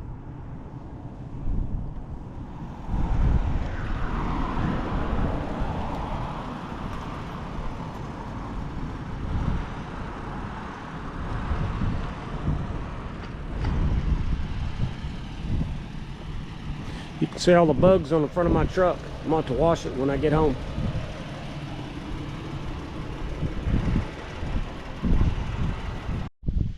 So we're at the place where the cannonballs are. Large rock round littering the ground, protruding from the butte preserve. Cannonballs were not carried here by flowing water. Instead, they form when the sediment layers of the Badlands. Now erosion is slowly exposing these buried treasures. Notice how some cannonballs completely rotted out. Some just being exposed. How'd they form? Mineral-rich water deposits. Minerally, it seeps through porous sediment layers. Minerals act like glue.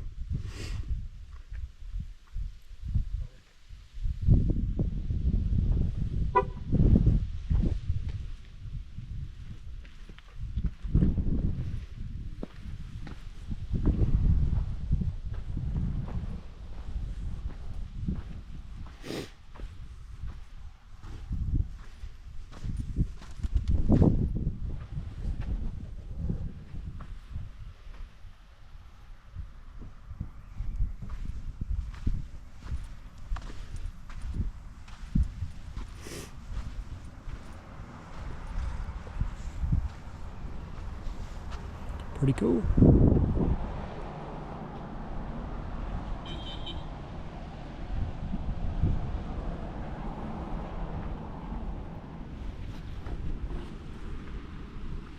Here's some more of the concretions.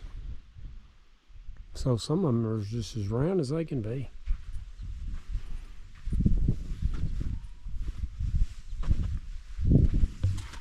It's like a big bowling ball. So, pretty cool.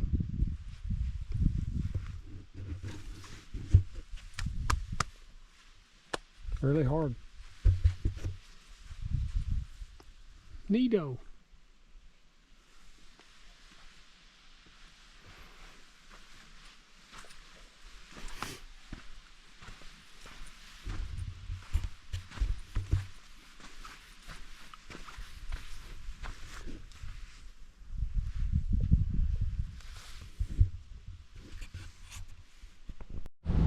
We're at an overlook, Riverbend Overlook. Straight ahead, an easy gravel path leads to a viewing deck. Riverbend Overlook is one of the most iconic views in the park. Caprock Coulee Trail and North Achenbach Trail starts from here.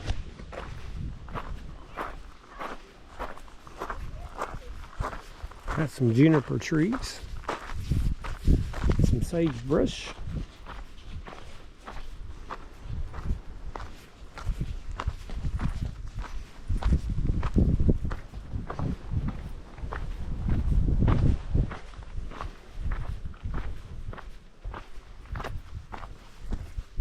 Here's the viewing platform.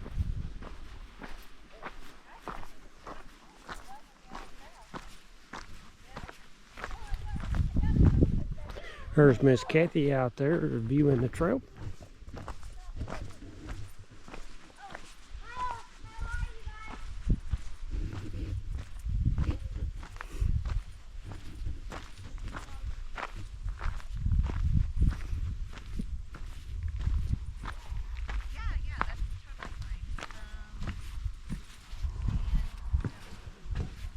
Gives you a good view of the national park. But that was one of the reasons I wanted to just kind of make a decision now, because my families knew I wasn't going to be back until September, so I was hoping that maybe you guys could post the job, and then maybe it wouldn't have to be too long for everybody in September.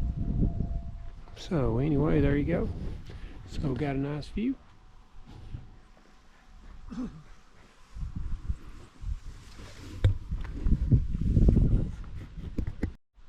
It's pretty much straight down here. Looking down into the canyon, Blues Gorges. That looks awful lot cold over there. On top of that plateau, on top of that mesa. With a little bit of rain, it's been pretty slick. Getting down here.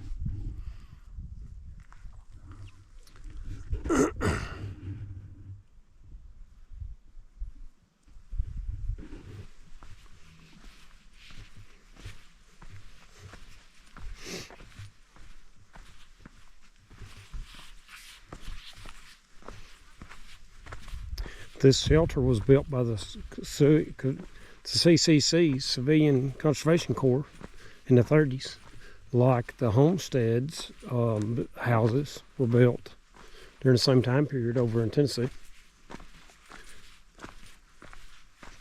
See the rocks that they made them out of.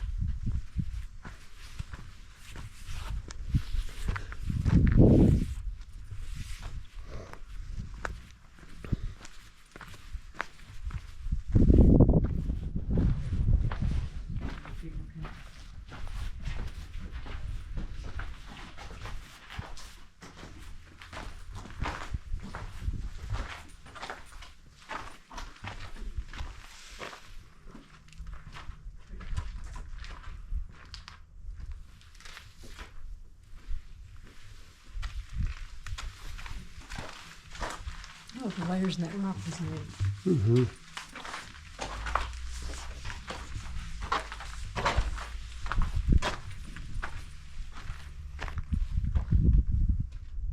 That's a pretty view. Be a nice trail to walk, wouldn't it? Where is it? Don't know. Down that way. Has to go up and down this ravine. Man. It looks like coal out through there, don't it? Mm-hmm.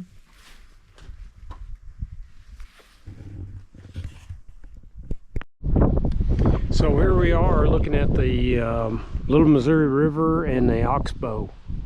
So there's an oxbow where the river is cut through and made like a loop. And so here's some of the badlands surrounding that.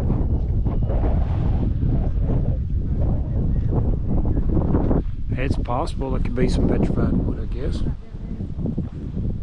Yep, maybe. You see that at the bottom? Oh wow, yeah. I brought it in best I could, but It's really neat it looking. looks like petrified wood, like a tree, you know? Yep. I wonder if that's where the trail goes. I see it like a a post down there and stuff. Yeah, there's the trail right over there, see? It goes that direction now. Yeah.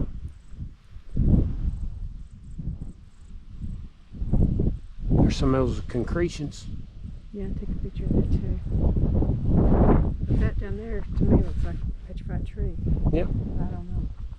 Don't say anything about it, do you? No. It's a big thing, whatever it is.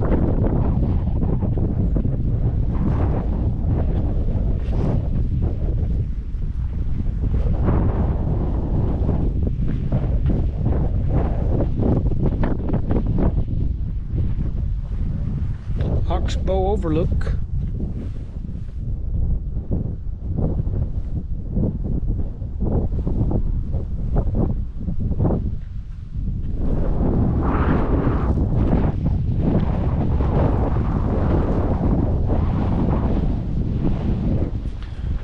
I guess this is where the trail takes off right over there. Is that it?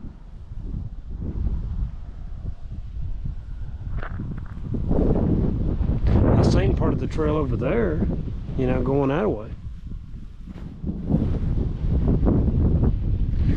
So anyway, here's a view we got doing a little 360.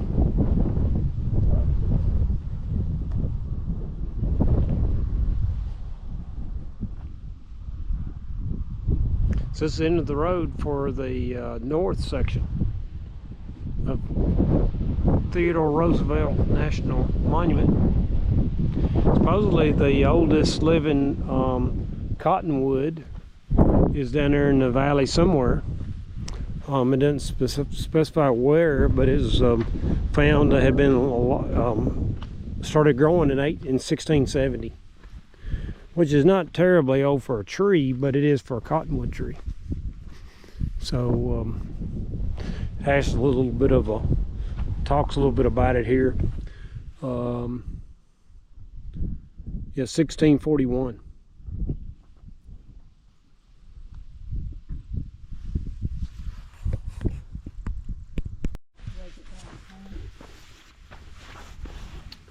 It's pretty. There's another one of those things coming out of it. So maybe it is that stuff. Wow, that's crazy looking.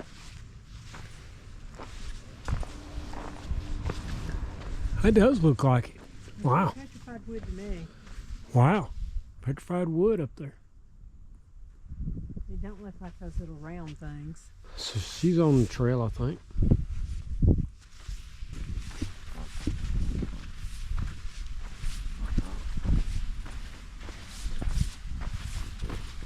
So we heard reports of a big bison up here, and these folks turned around, so they didn't want to have to deal with that bison.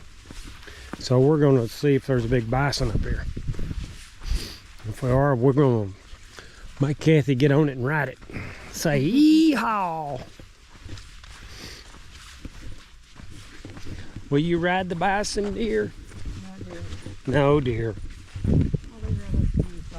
Oh, okay, I'm gonna ride it. I'm sure I'll be riding the horns.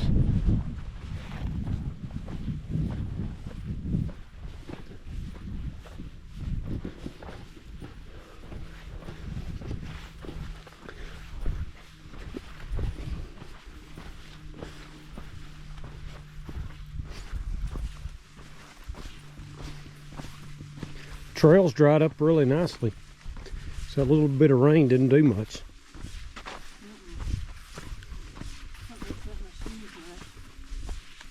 These don't have that support in the bottom like my cables do. I know, more like moccasins. Yeah. So your legs kind of get tired with the cables got the strap, but we're not walking far.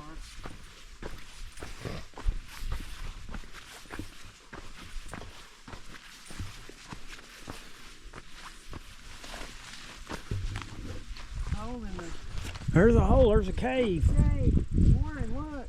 Yeah, Warren, there's a cave over there in North Dakota. I found the first 50-foot long cave in North Dakota. I'm gonna be famous. It looks pretty deep, don't it? It looks deep. I gotta go over and check it out.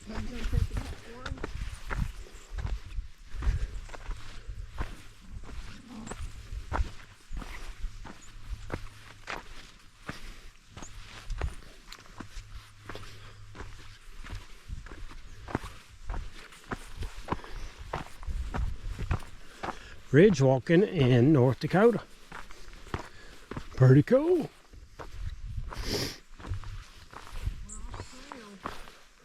Don't tell nobody. I think there's water that comes out of this thing.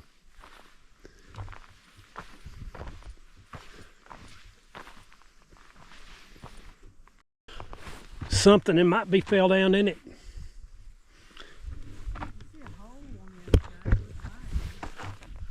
Really? Huh, that's weird. It's an arch. So there's where Kathy is down there.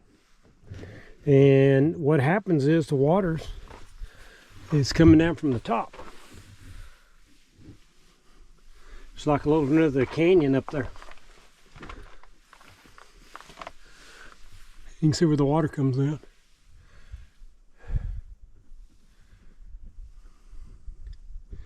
So it ain't a cave after all. Oh well. But it's pretty neat.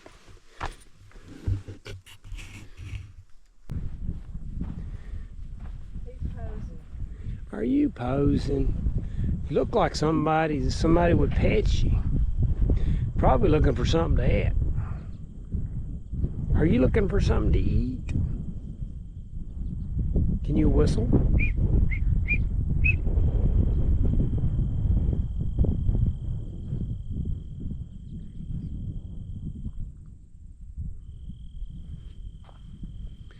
How many prairie dogs is in your town anyway? One right there, but he went in his hole. I think some more holes right in there. Nobody's sitting out for pictures like he is. You're the only one cares. He's trying to pose.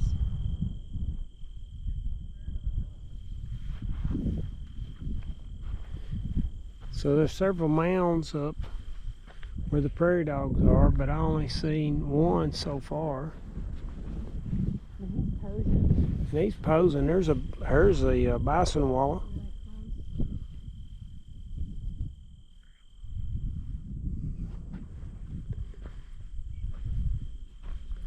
I can hear them whistling every once in a while. Some of the prairie dogs. There's a bison on the horizon over there. I'm glad those people are keeping it a wide berth, because those things can really run fast. Here's a prairie dog right in the middle of the trail. He don't care. Here's one right here, dear. I see one down in the I got grass. two right there. A whole row of them. Like 1, 2, 3, 4, Wow. 5, 6. Wow, we got a bunch of them. I didn't even notice them. Sort of blend in. Yes, they do. So we got 1, 2, 3, 4, 5, 6. Y'all don't care, do you? Having a good life. Doing prairie dog things. Hello. Are you coming up to see us? Well, hi. Oh, he's got a flea.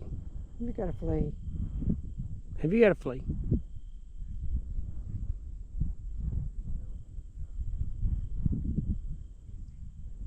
Granny likes prairie dogs. Hey, what you doing? I lost you. I'm gonna go visit his buddy over there. Hear him whistling? What you doing?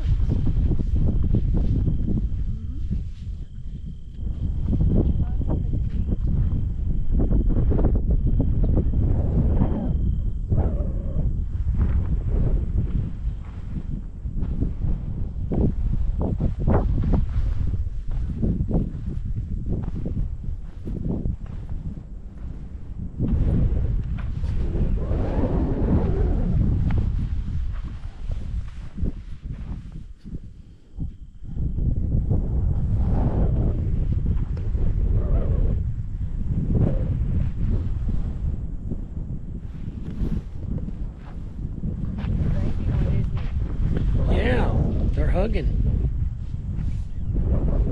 Hear him whistling every once in a while?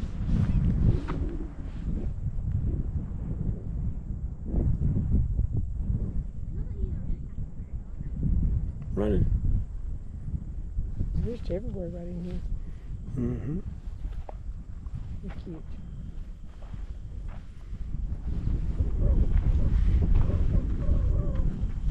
There's a whole lot more of them up yonder. But All right. Bison's protecting them. Yeah. As long as you don't mind getting a little close. Nah, I don't like getting too close. Thank you.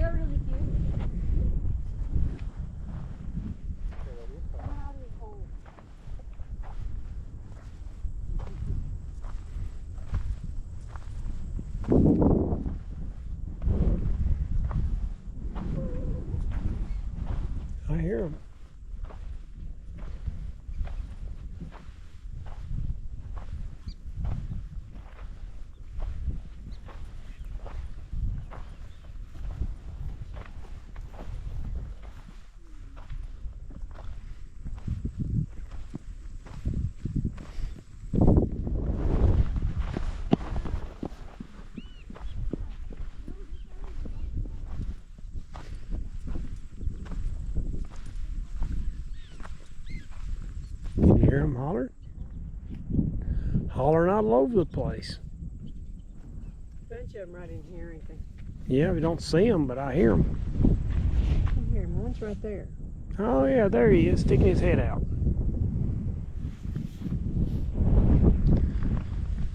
There's one in the middle of the road. Did you see him? No, but there's one right up there in the middle of the road where they're at. They're getting a really close picture. Right in the middle. Mm-hmm.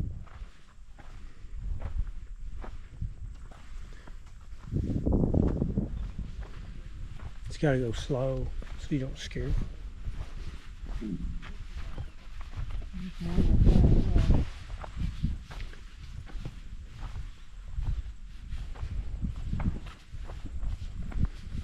Way over there. Oh, I see him one running. They're everywhere. We seen a bison on the way over here, but he was guarding the prairie dog town. As soon as we come up over the rise, he'd left. So I guess that makes it a little bit better for seeing the prairie dog town. He has to be right over the horizon, right over this dip, this hill, because he was just here. So lots and lots of prairie dogs.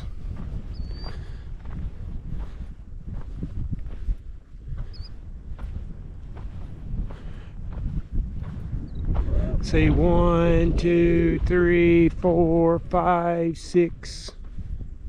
How many you see, dear? 7. Yep.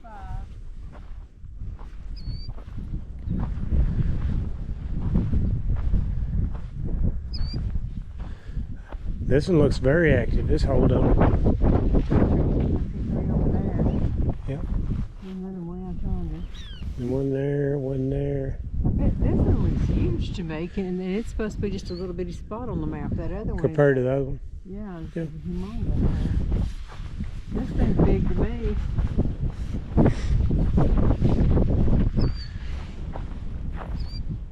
That sounds like a killdeer.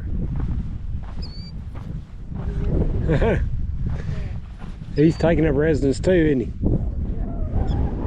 Oh, here's your one right here, dear. Here's your prairie dog. Right here handy.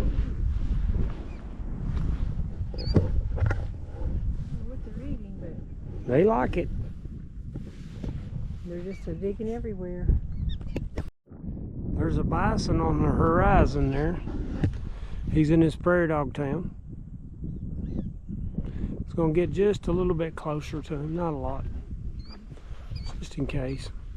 He's sort of wandering back over the hill. He's leaving out.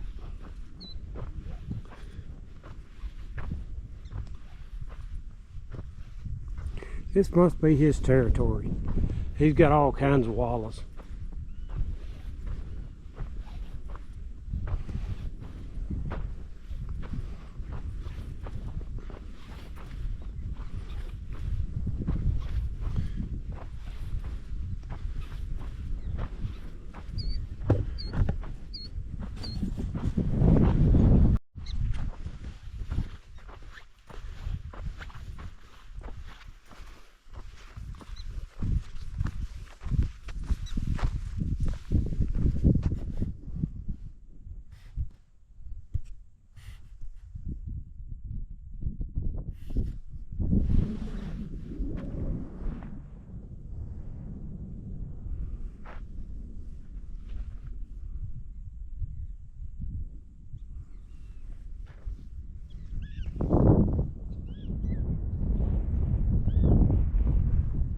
There's some coal up there on that ridge. Big night.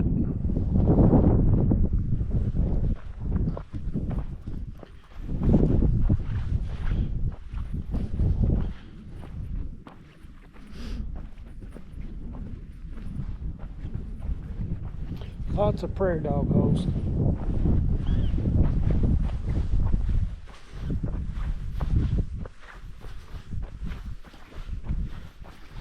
I think the bison are using these posts as places to rub on.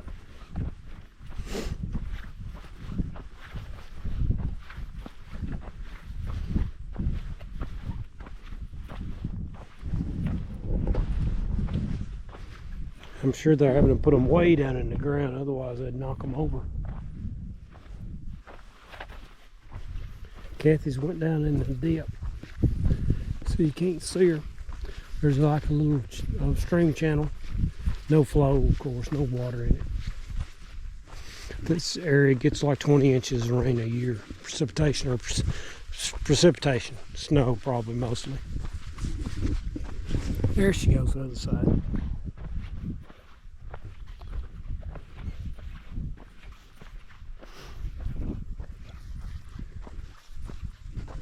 This is all in Theodore Roosevelt National Monument on the north end.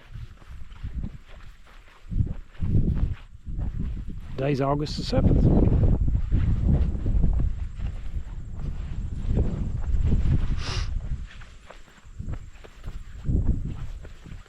Sagebrush.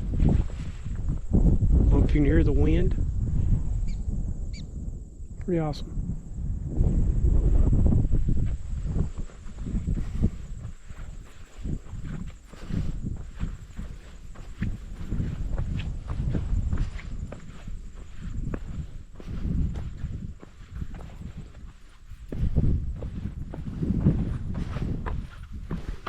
Awesome place.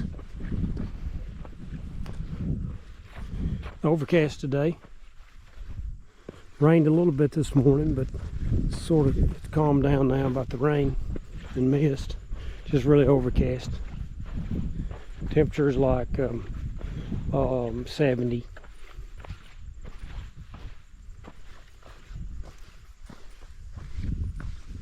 Here's some of the soil, how that looks.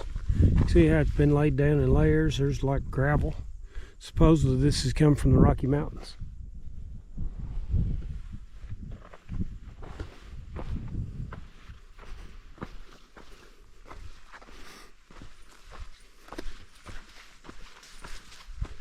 Little pockets like this are quite often little holes where the water runs in from above and creates a little cavity. The soil is heavily erosive. Anytime it rains, it moves.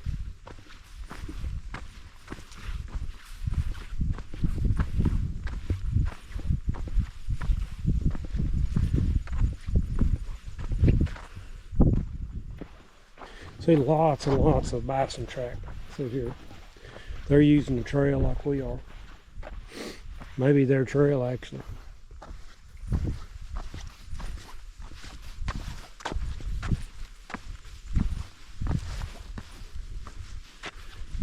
Load logs down it for some reason, I guess, trying to stabilize it.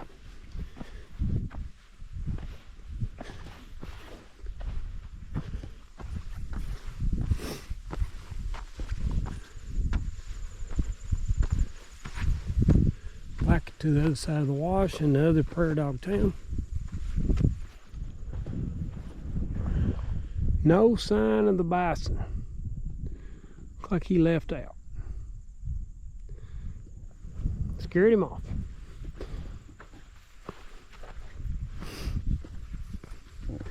Lots of buffalo, bison manure.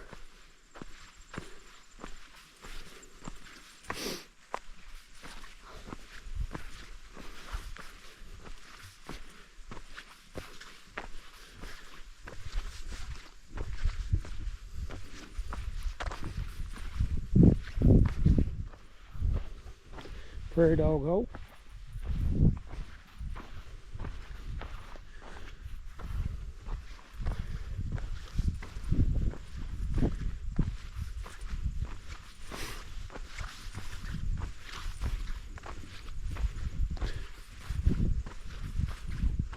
All the prairie dogs have went in. Said all the prairie dogs have went in. Must be nap time. They felt like it's gonna rain.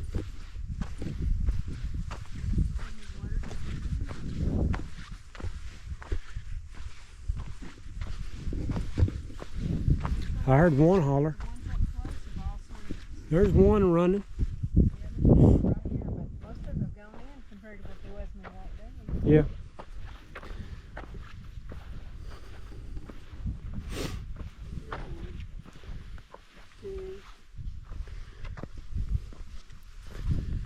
Been very quiet, aren't they?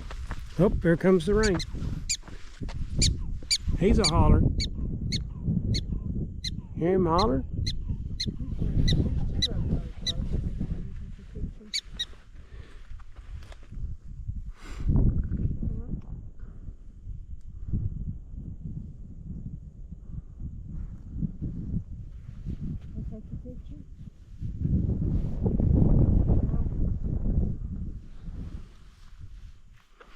You're fussing. He's Everybody else fussing. got fed. He's a watchdog. Hear him watching?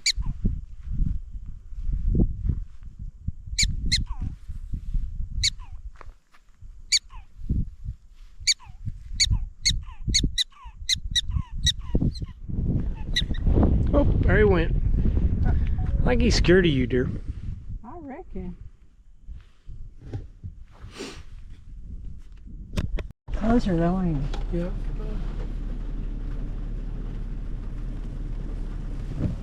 Can you get this? You got it on? Yeah. The buffalo going behind us. He's gonna cross the road.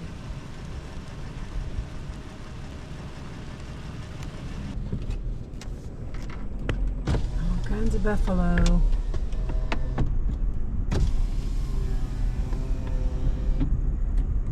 And some caves.